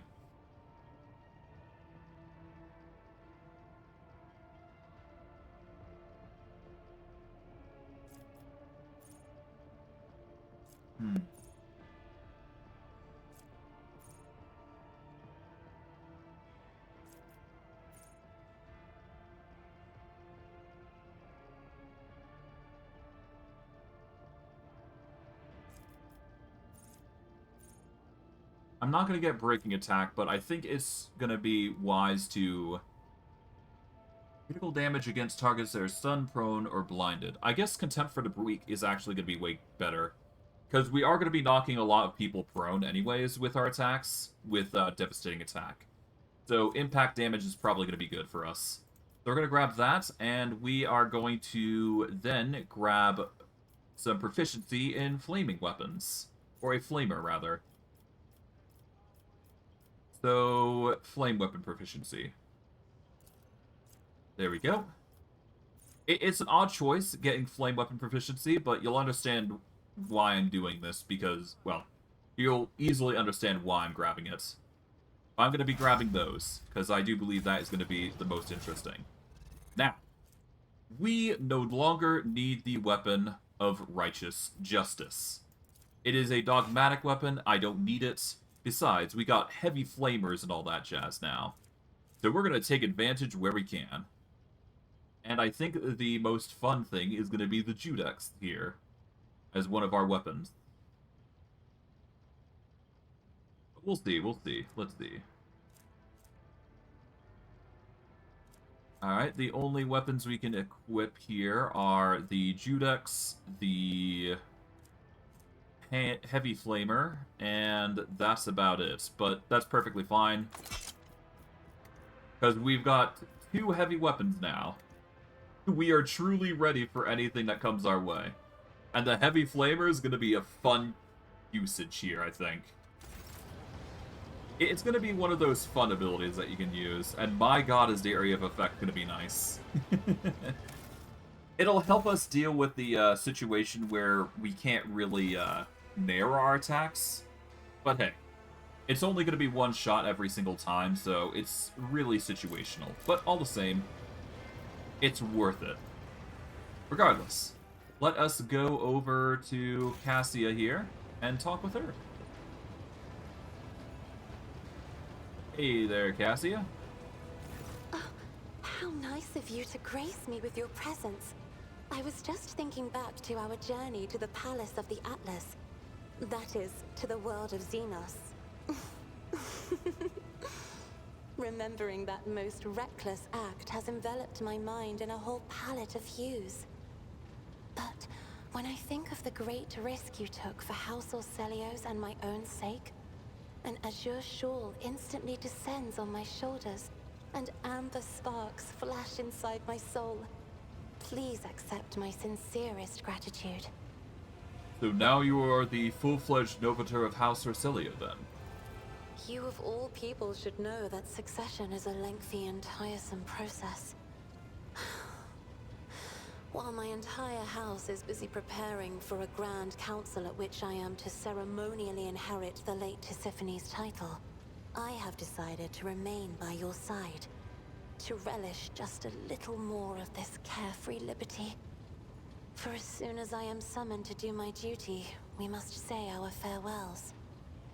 What awaits the navigators of your house now? The Xenos have managed to free the souls of our ancestors from their confinement. The memory and wisdom of those that came before us will serve our house, helping build upon the ruins of the present a firm foundation for generations to come. I believe in that, as I believe in the divine light of the Emperor. So now the entire power of the Atlas is in Novator's hands. I suppose so, if by power you mean priceless knowledge. As for the special powers granted by the Xenos souls, the navigators of House Orselio will once again have to contend with their own bodily and spiritual limitations. However, I am undaunted by the prospect, for our line and our gene have never been weak. House Orselio will succeed, and soon we will rise again, draped in white and gold. Alright, good. Of course. I will try to answer any... I have That's enjoyed... Alright, we've talked with Cassia. There we go. And now, that just leaves the Lord Inquisitor. And I think that is going to be the last thing that we are probably going to do, depending on how things go. But regardless, I expect that we're going to be doing a lot of journeying here, so... let's get out of here. Let's go talk with the Inquisitor. We'll set ourselves up for the convenience of travel, and we'll go from there.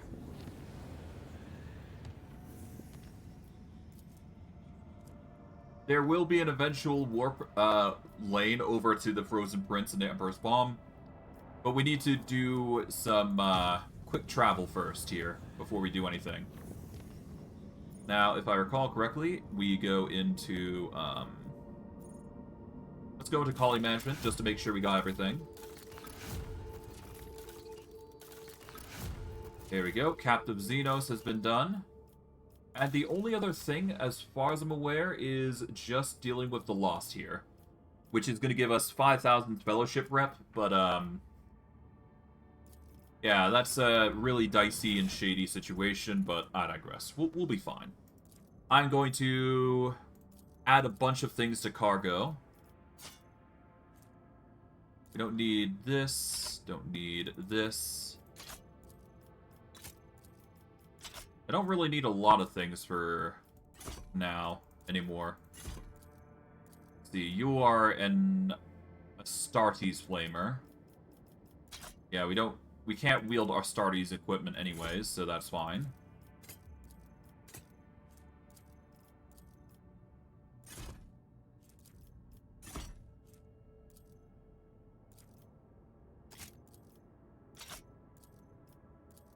Okay, we're gonna keep the Stupor here. Gonna keep that. We're gonna keep that. Don't need the Splinter Pistol. I'm gonna sell all this. There we go. We'll keep the Righteous Justice. Red Crystal we'll keep. We can get rid of the Rapid Fire Auto Guns. Omnissiah Providence will keep. We can sell the Needle Pistol. Liaison's Fury. We will add that to cargo, I guess. Hymn of Vehemence. I'm going to keep that for now, but I'm probably going to sell it, to be quite honest. I'm not certain I really need it.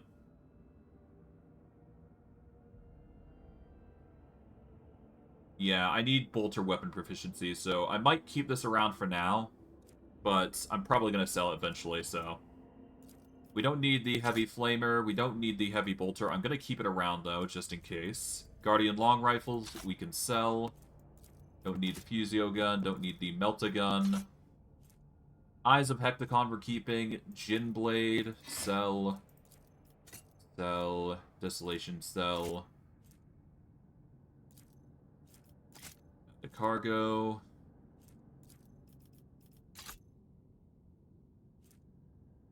Breath of Purgation can go. Add those to cargo. Bane of Sorrow. That can go. Oops. Not what I meant to do. I meant to...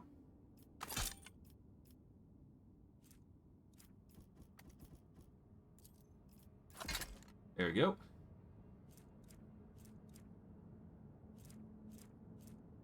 Raven's Bane can go to cargo, as can the Axe. Auto-striking Power Sword, we'll keep that because it has an absurd parry boost, so we could probably give that to allies as needed. Annihilating Astartes Bolter. I really wish I could do something with that, but sadly that is not the case. Oh well. And we'll keep the Ancient Plasma Pistol because it's powerful. Anything that's heavy cargo, or heavy equipment, or medium, we'll just sell. Because most of it is, yeah, not something we need. Keep that. We will keep that. We don't need Drakari equipment, so add that to cargo. We don't need... We'll keep the Scout's armor, because that's really good. Psyker Breastplate is heavy armor. We'll keep it because it's nice. We'll get rid of the heavy Xenos Mesh, though. Keep the Dragon Scale armor. Condensed Carapace, keep. Keep. We don't need Dogmatics, so we'll add that to cargo. We don't need Armor of the Undaunted anymore. And these are not useful, so we'll add that to cargo. There we go, and that is that. Took us some time to get everything set up, but otherwise we are good. Put this... Alright, let's go back to the bridge. We're going to sell everything that we can over to the Fellowship of the Void. And then we'll go over and pass whatever is left over to the other faction. As we do. Considering we need as much as we can here. But yeah, the more Fellowship we get, the better.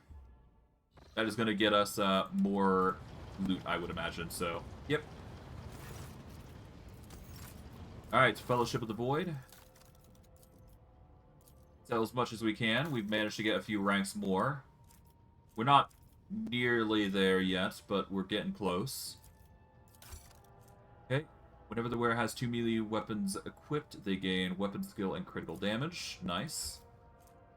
Modified Splinter Pistol, could be better.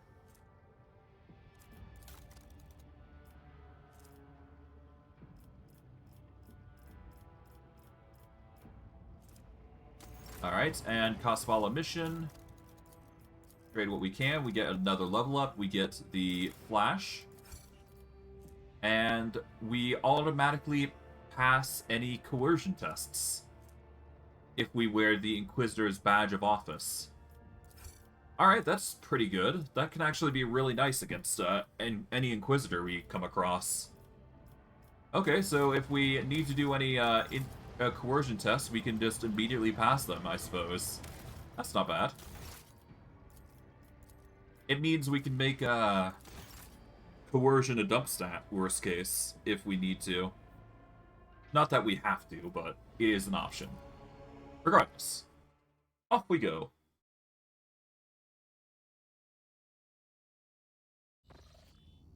Alright. With that, though, we can now march our way over... Yeah, we need to go to Mundus Valentius here, though, if we want to do this properly. And then we can warp over to Footfall. Alright.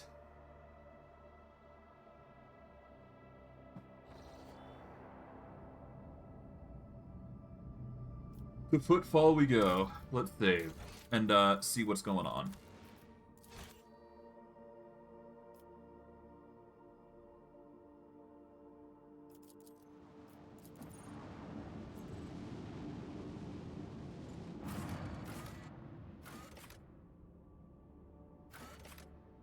Alright, we're going to the atrium. We're not going to be taking anybody with us.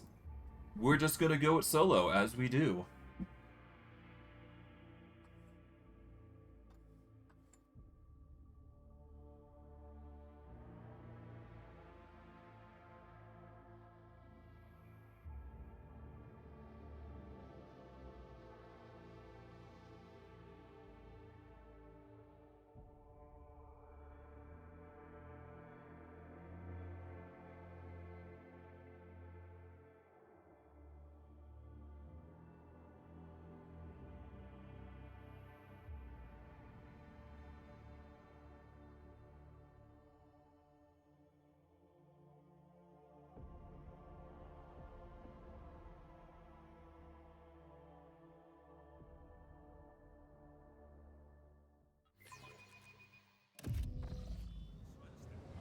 Alright, with that, let's get going.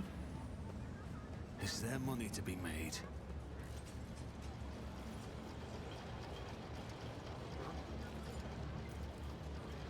Alright, and we're just gonna march our way through. It seems like everybody is getting better off here. That's nice.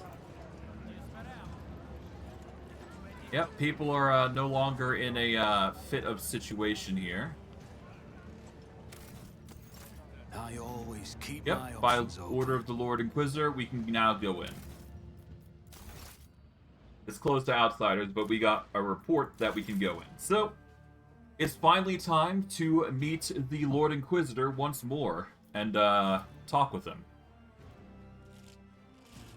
Rise to the top or get left in the dust. Alright, let's go see what's going on here.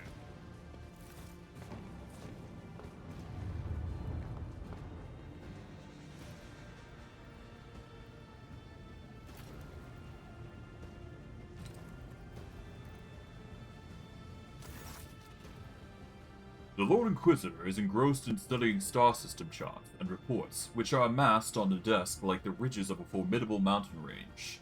There are shadows beneath his eyes, which are ruthlessly dissecting the latest reports, and his skin seems stretched taut over the bones of his skull. Without turning his head to you, Calcazar says wearily, "Greetings, your lordship. Your timing is impeccable."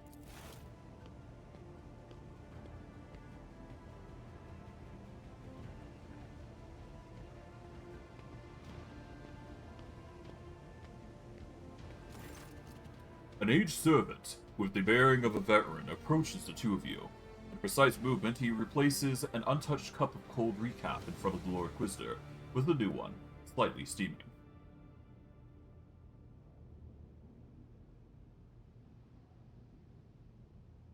May the Emperor grant you strength and some time to rest, Lord Inquisitor. The corners of Calcazar's mouth creep upward. In a befittingly grave tone, he replies, I would be loath to trouble our master with a prayer for such an indulgence, especially one with so utterly inappropriate as this fraught time. I escaped from Camorra, where I was held captive by Xenos. The Inquisitor raised an eyebrow, impressed. You escaped from the Dark City, a feat that few have accomplished. Truly, I congratulate you on an exceptional performance. And I won't even mar your triumph by telling you that the Inquisition will, of course, be watching you very closely henceforth. I sincerely hope that your grand escape was not part of the Xenos' devious machinations.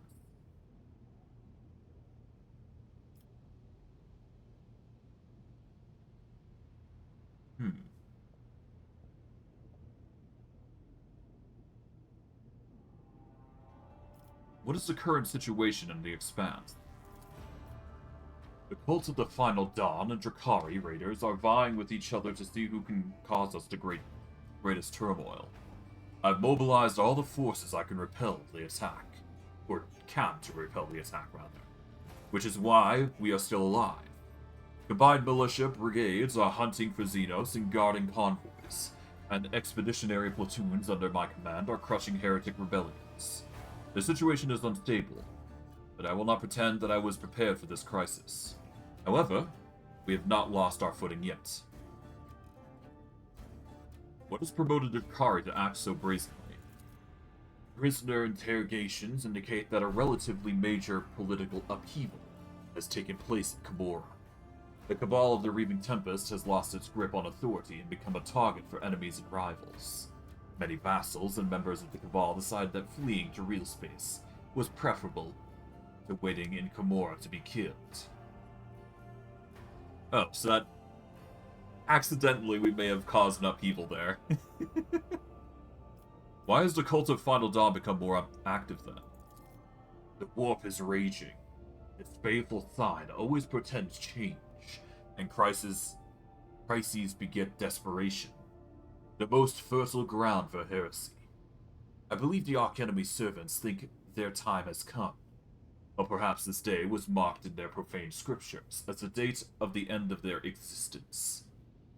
I will not trouble myself with further attempts to make sense of their blasphemous doctrine. They are bent on destroying us all, and so, they too must be destroyed.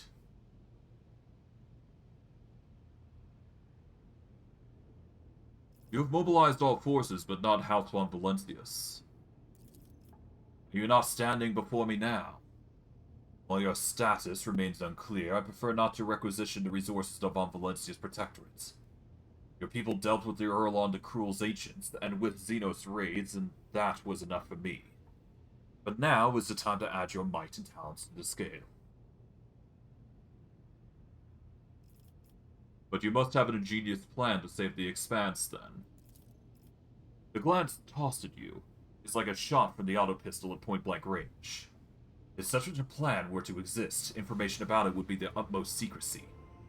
So that you focus on the current strategy of putting out each fire you encounter it. I understand. I see no point to get bogged down into the details. To appraise you of all the information I currently possess would require more time than we have.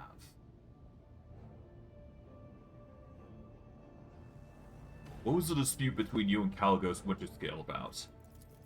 His lordship deemed it more important to show off his stubbornness than to safeguard the interests of the Expanse. Stupidity is of the most burdensome kind. My sources inform me that he nevertheless has joined my efforts against the Xenos, and so I've decided to stay any sanctions for a time.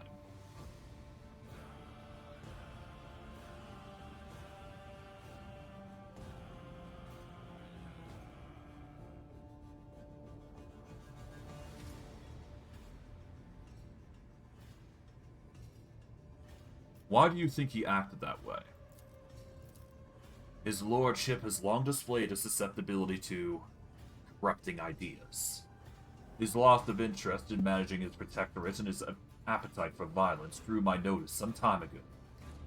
After a moment's hesitation, Calcazar asks, The only question that remains unanswered is how many agents of the archenemy have infiltrated his entourage. Did you even try to discuss it with him, or did you immediately set incendi on him? Despite the impression I may have created, I'm not a schoolmaster obliged to rein in misbehaving road traders. Outghost rejected a call to fulfill his duty to the Emperor. What discussion was there to be had?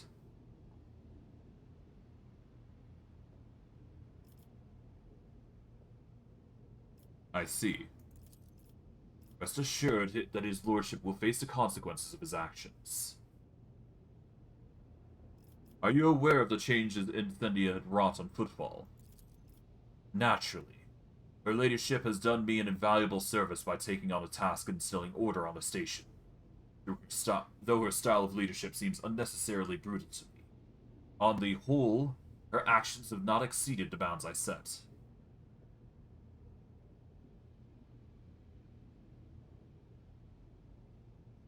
If you think she has been unnecessarily brutal, why have you not intervened? Firstly, I entrusted a task to her ladyship, and she is executing it completely. And secondly, are you unaware of what I'm striving to do here? At present, I'm trying to prevent the deaths of billions, yet you ask me why I'm choosing not to save hundreds. I've convinced Corda of the error of her beliefs. She has left the station. Surprised you managed such a feat. However, it will probably be for the best. I assumed the two of you would clash, but I expected a more tragic outcome. I admire your zeal for peacekeeping.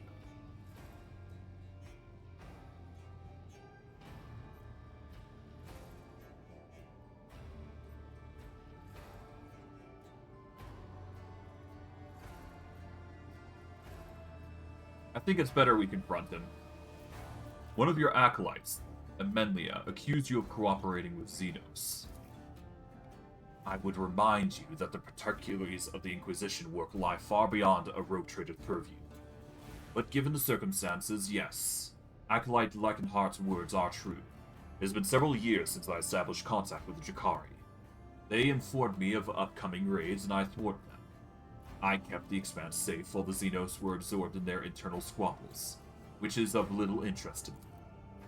Strictly speaking, one might regard my actions in this situation as unorthodox, at the very least. In reality, however, they are undoubtedly beneficial. Acolyte Leichenhardt has determined her inability to surmount the bounds of convection, and had she been in my position, the Expanse would have likely already fallen under the blows of the persisting crisis.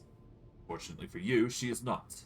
And Jakari, drained by their power struggles and bereft of their best raiders, can do nothing more than run from my fleets. Your lordship, I hope it goes without saying that I would appreciate you not spreading dangerous and misleading rumors going forward, and keeping the content of this conversation private. Given the current state of affairs, I would have to treat such actions as subversive, so I thank you in advance for your considerate silence. What help do you want from me? Oscar, if you please. The Inquisitor nods imperiously at the servant, who draws some kind of remote control from his pocket. All sounds, whose sources are more than 3 meters away, fade to nothing.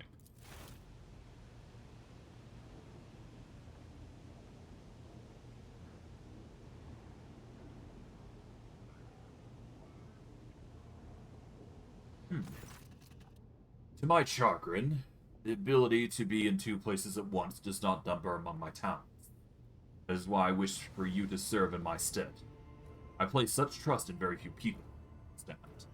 You will feel what it is to walk in my shoes and attempt to compel a gaggle of quarrelsome blockheads to work together.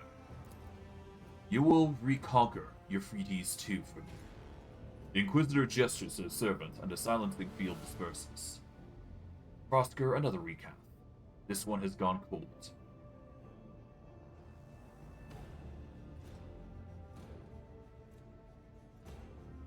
What do I owe such an honor?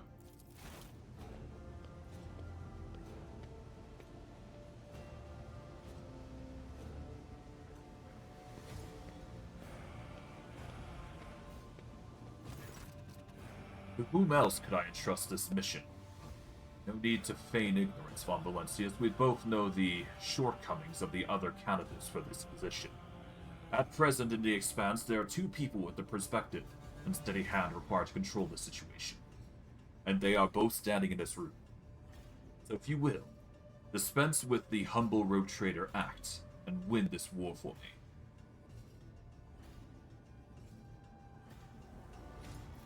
Can you tell me more about Euphrates II? A sacred world to the Adeptus Mechanicus, off limits to lazy people. I am one of the few who do not worship the Omnicide, who set foot on its surface. Or rather, I was. Now it is crawling with unbelievers. The despicable word-bearers attacked and captured Euphrates II, and a cult of Final Dawn brought an entire horde of heretics to the planet. I sent my troops to aid the exploiter forces, laying siege to the world, but a rift occurred among the commanders. They need an authoritative general, and you are perfect for this role. My confidence is not misplaced, I trust. What matters first brought you to Euphrates II out of interest, then? An utterly transparent attempt to learn secret intelligence. I offer to make you my general, and you try to pump me for information. Poorly done. It doesn't hurt to know your knowledge.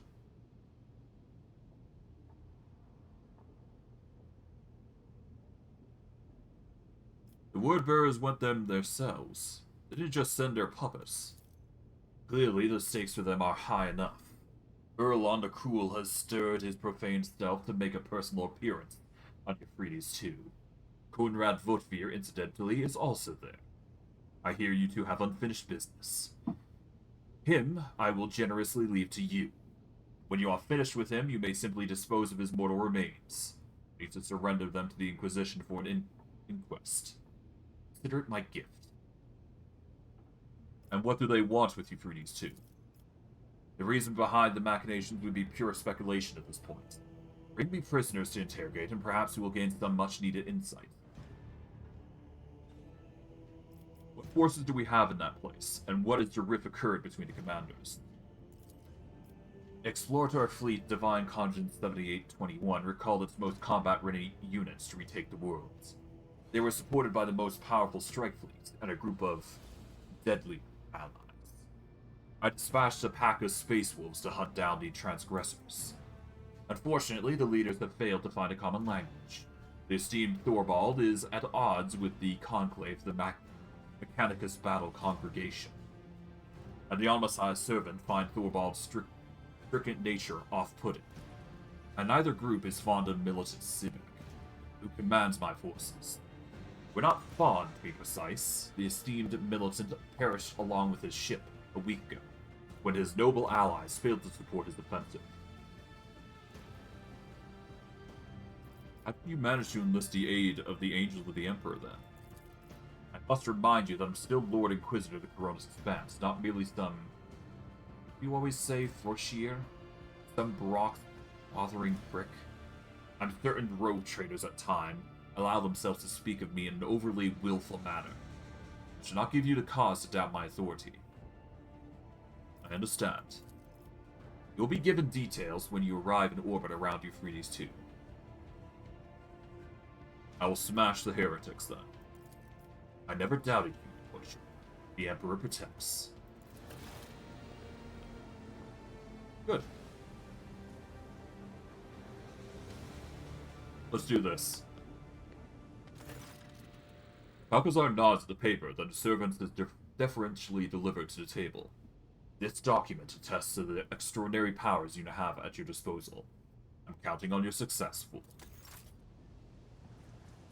Now, I will note that there is something that happens if you are heretical, but it's not anything too big. So, just be aware of certain things happening if you go heretical routes, so, yeah.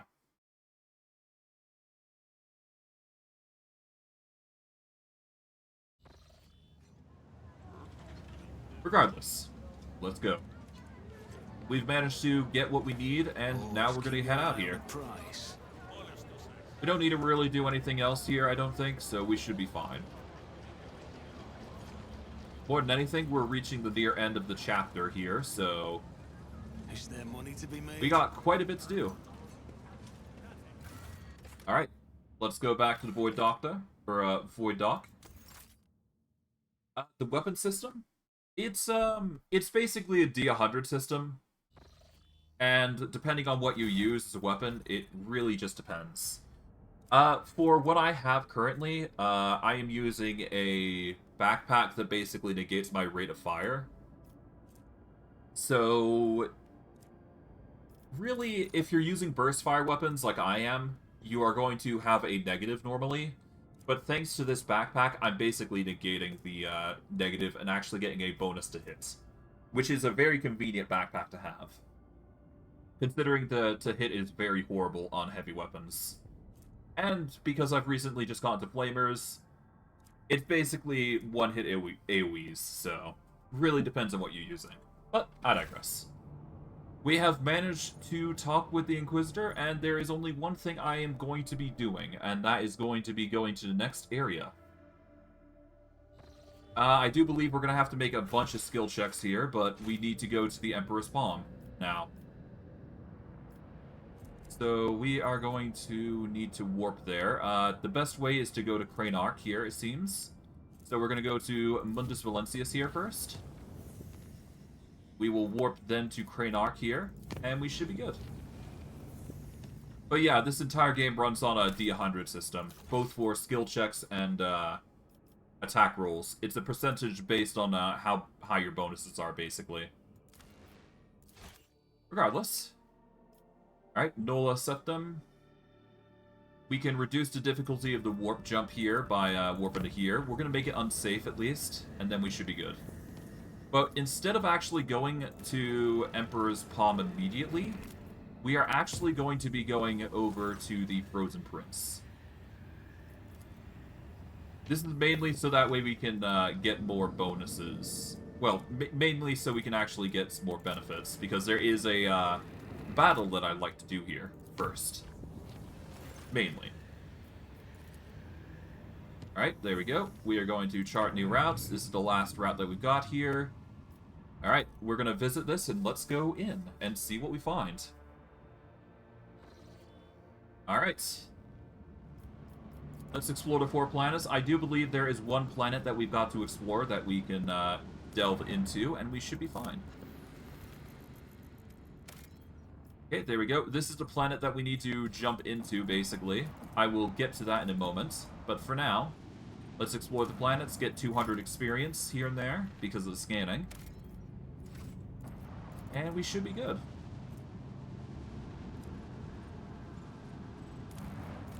There we go. Here's the 3rd planet. More plasteel that we don't need. And this is the last planet. Here we go. We are going to need more food, I think. Other than that, we should be fine. Alright, let's save. Let's go onto the ice world. And, well, first let's get onto the ice world, and then we'll save, I suppose. We are going to do this alone, but this is probably going to be one of the hardest fights that we're ever going to do in this game. That is why I saved this area for so long. Or why I've saved this time to actually do it now. Because this is the area where things get wonky. Well, not wonky, but chaotic, if you will. You'll understand why soon enough. But I'm going to save here, because this is going to be a very dangerous area, if you will. And, yeah. I'm bracing for the worst here, because this is not a fun place to be in. What do we have here? Okay, let's disarm this. I always get the job done. Disarm this. Just as I planned. I always have a backup plan. Am I truly ready for this? Not really. Yeah, so... as you can see, there's a Space Marine there. But that isn't the most dangerous of the lot of units there. And you're going to understand why I'm so concerned here, because, keep your wits about you. It's not gonna be a fun experience, I'm gonna say. I'll make it. Alright, let's do this. On it. Alright, let's reload here.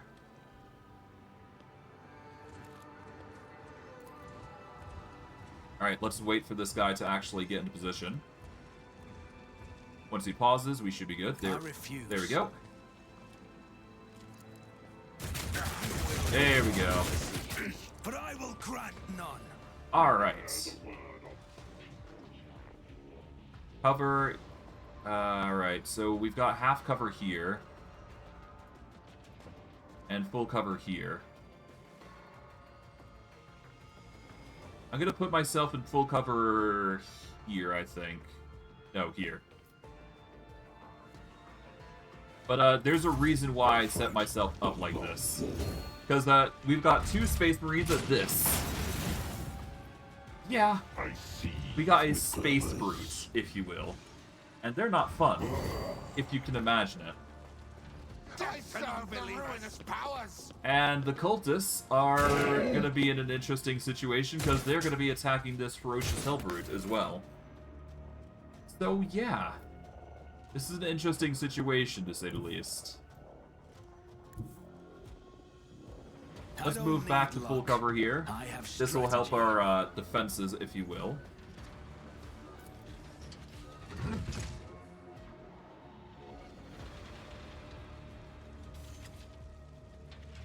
Okay, 71 versus nothing else, really. Okay. We're just gonna go for a combo here. There we go. Nice. Let's activate Reckless Rush here. Here we go. We will activate Wildfire here. And I guess we will buff up with everything here. Because I can. There we are. And we're going to need this as much as possible, so I'm going to just do this. Devastating attack is not going to trigger, but hey, we're doing a lot of damage to these guys at least. We've triggered Epicenter of Slaughter 27 times. At the start of their turn, the warrior gains 1 temporary wounds for each stack. These temporary wounds cannot exceed 10. Okay. And from there, we are just going to use Cautious Approach, because now we've got a defense buff. For the dark. Or at least we are going to be adding a defensive buff anyways here. So, better play it safe here. Alright, these guys are going to just keep spamming attacks on this poor, well, this missile launcher guy, and we should be good. Chaos Marines are going to start marching up. That guy's going to continue throwing lobs of attacks against us, but thankfully our HP durability is just really good. There we go. It's now my turn. Okay, we've lost our protection from there, but we can easily make do with worse. Let's see.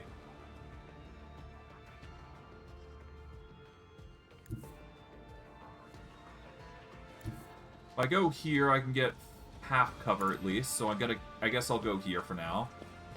Because we might as well, right? I'll go with a single shot just so I'm increasing the stacks of versatility on my character here. Activate Reckless Rush here, just to increase the amount of stacks I'm getting from versatility or Wildfire here. On it. There we go. I'll see to it personally. I'll make it happen. Alright, let's activate Wildfire, and then we'll focus on the Space Marine here. And in fact, I'm going to use Surefire Plan to increase the damage up by 16%. And this should work out for us. There we go. Nice. And we'll even go as far as using a run and gun here to get into a better position. I guess here would work.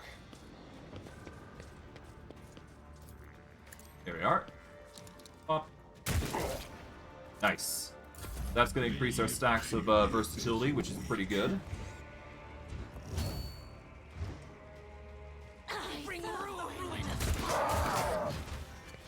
Oh god, Chaos Spawn.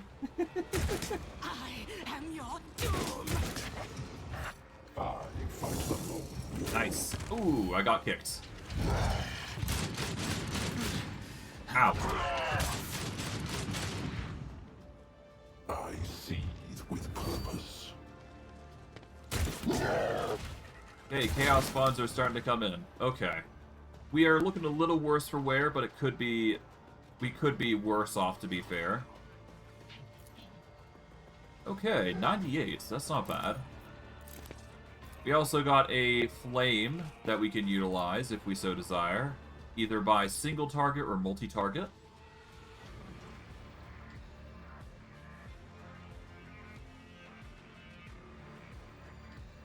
Let's start with a singular flame here. Nice. That is going to burn them and cause permanent burning here. For now, that is. We will swap over to our gun here. Activate Reckless Rush.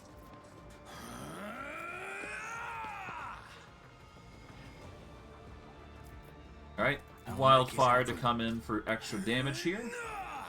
We'll use Rapid Fire, Concentrated Fire, and Devastating Attack here for extra measure.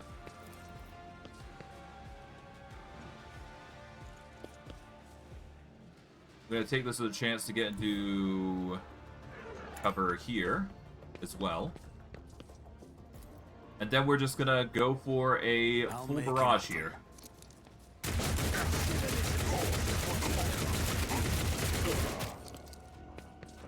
There we go.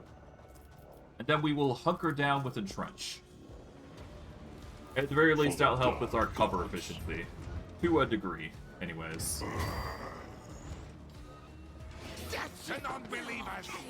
Alright. More Chaos Spawner coming in. Causing a ruckus, but that's fine. Nice try. Ow. I got kicked again. Thankfully, our defenses just seem to be growing higher. Oh god, but we're not looking too good because of the blast that that guy's causing. And we're not looking too well here, because more kicks are coming our way. I'm gonna need a heal. Oh god. Hopefully this is not gonna be a commodity here, but we'll see. I got kicked again. Oh god, I'm getting kicked into the wall.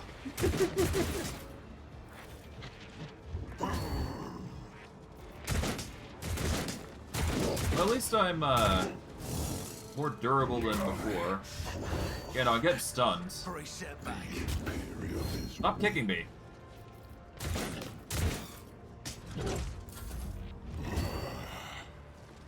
Eesh, okay.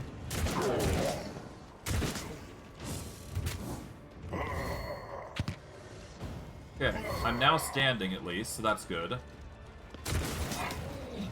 Finally. Okay. Let's first off start by healing ourselves. Let's see, 42, 42... Yeah, let's just start off with a 42 heal. My god. Yeah, we are not looking great there, but that's fine. Okay.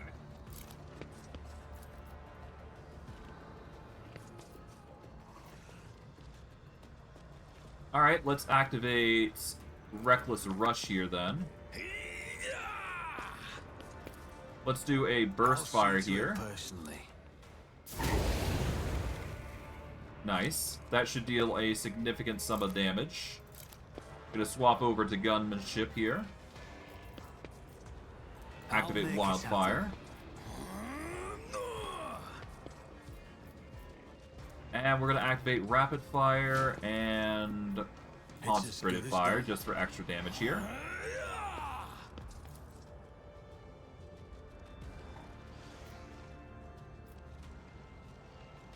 I'm gonna be aiming roughly in this direction here. There we go. It's gonna be a 20% chance to hit with the Chaos Marine there, but that's fine.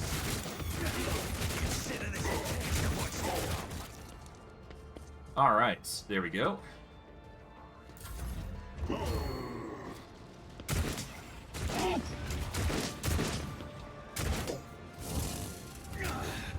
Oh, I got kicked again. Great. That's another delay.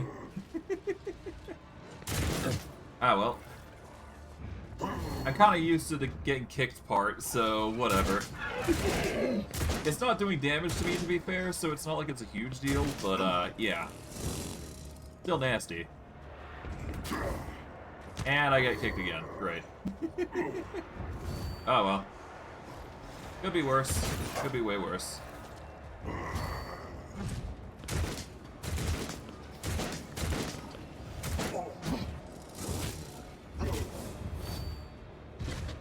Well, at least I didn't... Oh, no, I got kicked again. Great.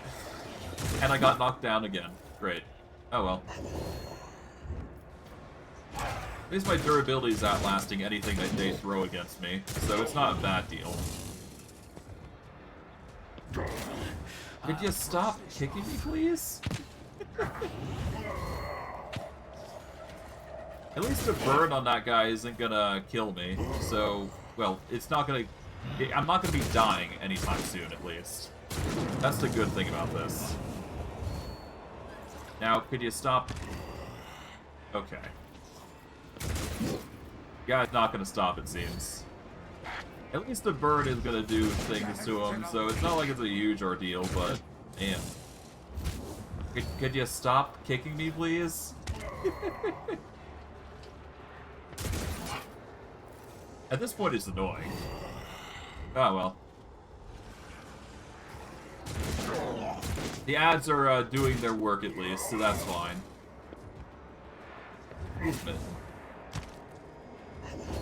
Okay, seriously? Jeez.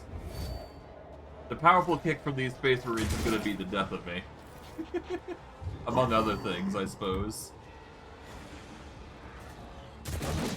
Oh, well. Please, stop. Well, I guess this is just gonna be our life for a while. We're just gonna be constantly kicked in the ground. We're not gonna die from the damage, but good God, are we gonna be suffering a little bit. Don't.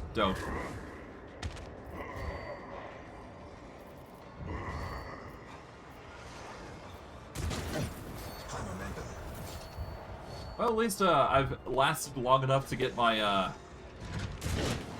advantage into way, so there you go, I guess. Please dodge. Nope.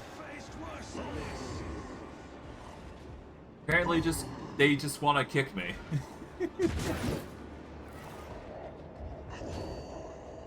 This is just stupid. I mean...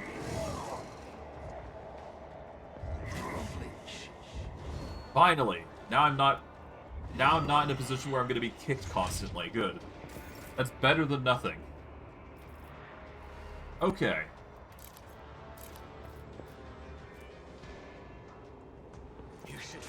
Steady act here. There we go.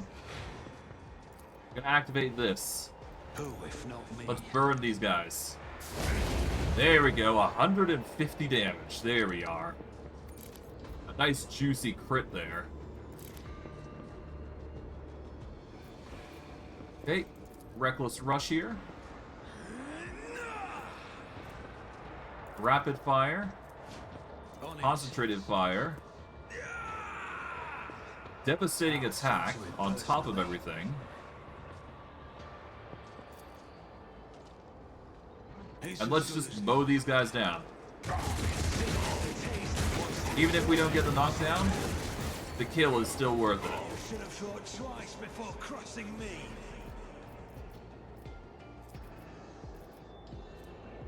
All right.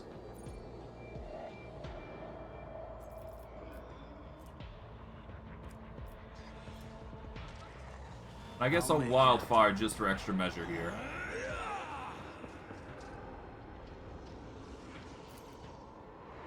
On it. There we go.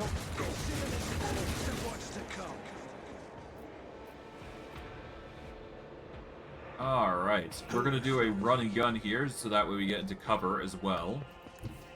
I'm mainly doing it so we can get into cover, though. And we're going to anchor ourselves here with Entrench, so that way we get the most defense out of this. Alright. Alright. But yeah, if not for the companions, we would have suffered quite a bit. The Chaos Spawn honestly aren't the scariest, but they are dangerous. So that's why I'm a little concerned, but not concerned enough to warrant a concern myself with danger. Regardless, activate this. This is going to give us even more ability to combat the enemy.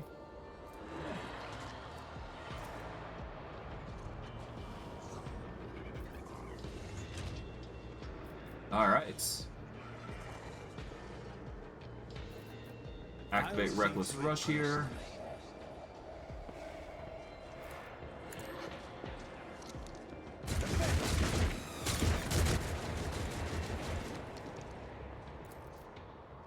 Alright, deal with you now.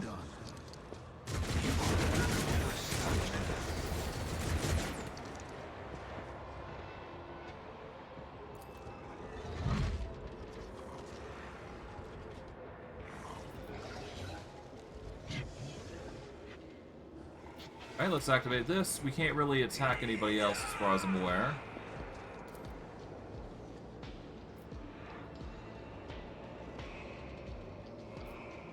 Alright, let's do a run and gun here just to get measures going. There we go, that's good.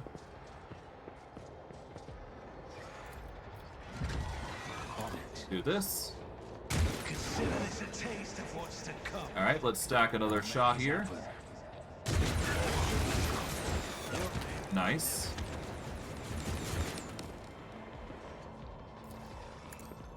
Shoot that guy. The best defense is a good offense. Let's wildfire and then combo with rapid and concentrated fire. There we go. Throw in a devastating attack on top of it. Throw in a damage boost of 16%. That should make it even more dangerous. I'll see to it personally. There we go. That deals with the crazy beast-like thing there. And we can't target anybody else because we're not fast enough. So we're just going to anchor with the trench here. And we'll move up eventually. Just give it time.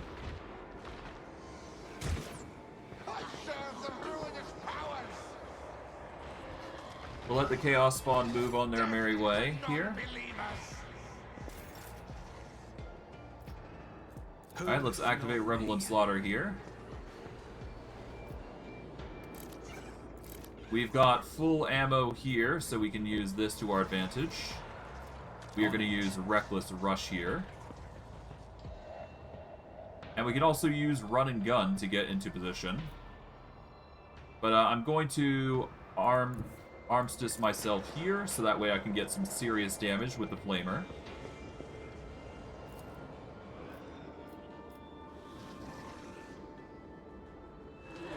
So what I'll do is this.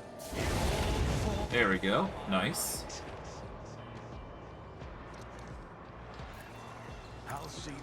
Flame here.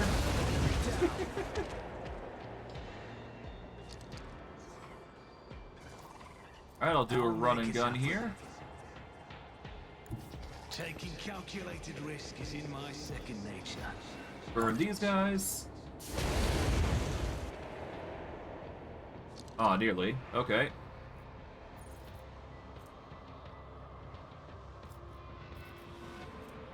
Let's reload here. I won't compromise my principles. Alright, let's wildfire. I'll see to it personally. Increase the AoE damage here by doing this. There we go. Nice, roasty toasty.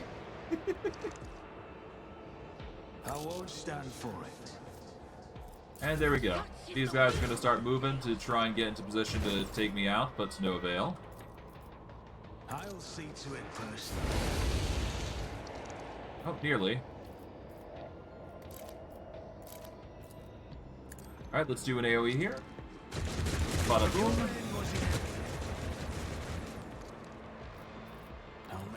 Alright, there we go. Activate the run and gun here, or reckless rush rather. There we are, just march over to here. My gut tells me it's a bad idea. It's as good as done. Don't let your guard down. Here we go, and boom. We are just a monster in... we are just a monster. There's nothing that changes this.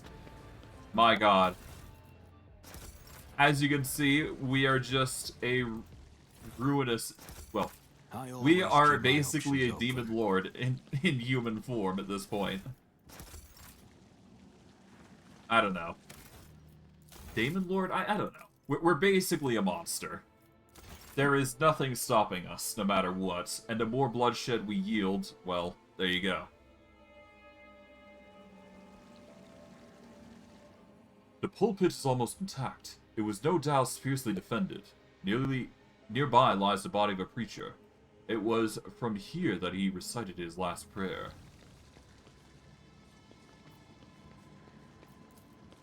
The bodies are dressed in ragged and armed with faulty weapons. You notice many handmade aquillas and other symbols of faith. The bodies of the defenders seem to have exploded from within. Always keep your eye on the prize. Yeah, this is a mess. Just, like, literally everywhere. The last gun batteries are depleted. These people fought to the last breath. A truly honorable fighting spirit. That's how it's done. By the nature of the injuries, it is clear that the head of this man was literally wrenched off, unscrewed from the body. Have a backup plan. Ugh. Not fun. What's a peculiar thing? Let's save here, because we're doing quite well on the investigation. I'm mainly doing this so we can see what loot we get. But, yeah. This is probably going to be the last thing that we do today, I'm thinking. I always get the job done. Alright. Keep your wits about you. We've got a few more loot bits here and there. Nothing that we don't need. We'll add these to cargo. And we'll keep the modified crack grenade, because that is just really good. Got more modified crack grenades. There we go. We will tech use this once we actually save. We should be good.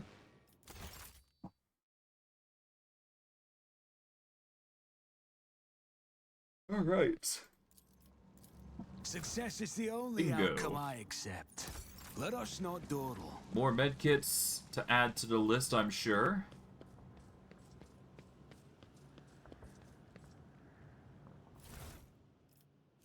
Alright, we got Tearing Vengeance.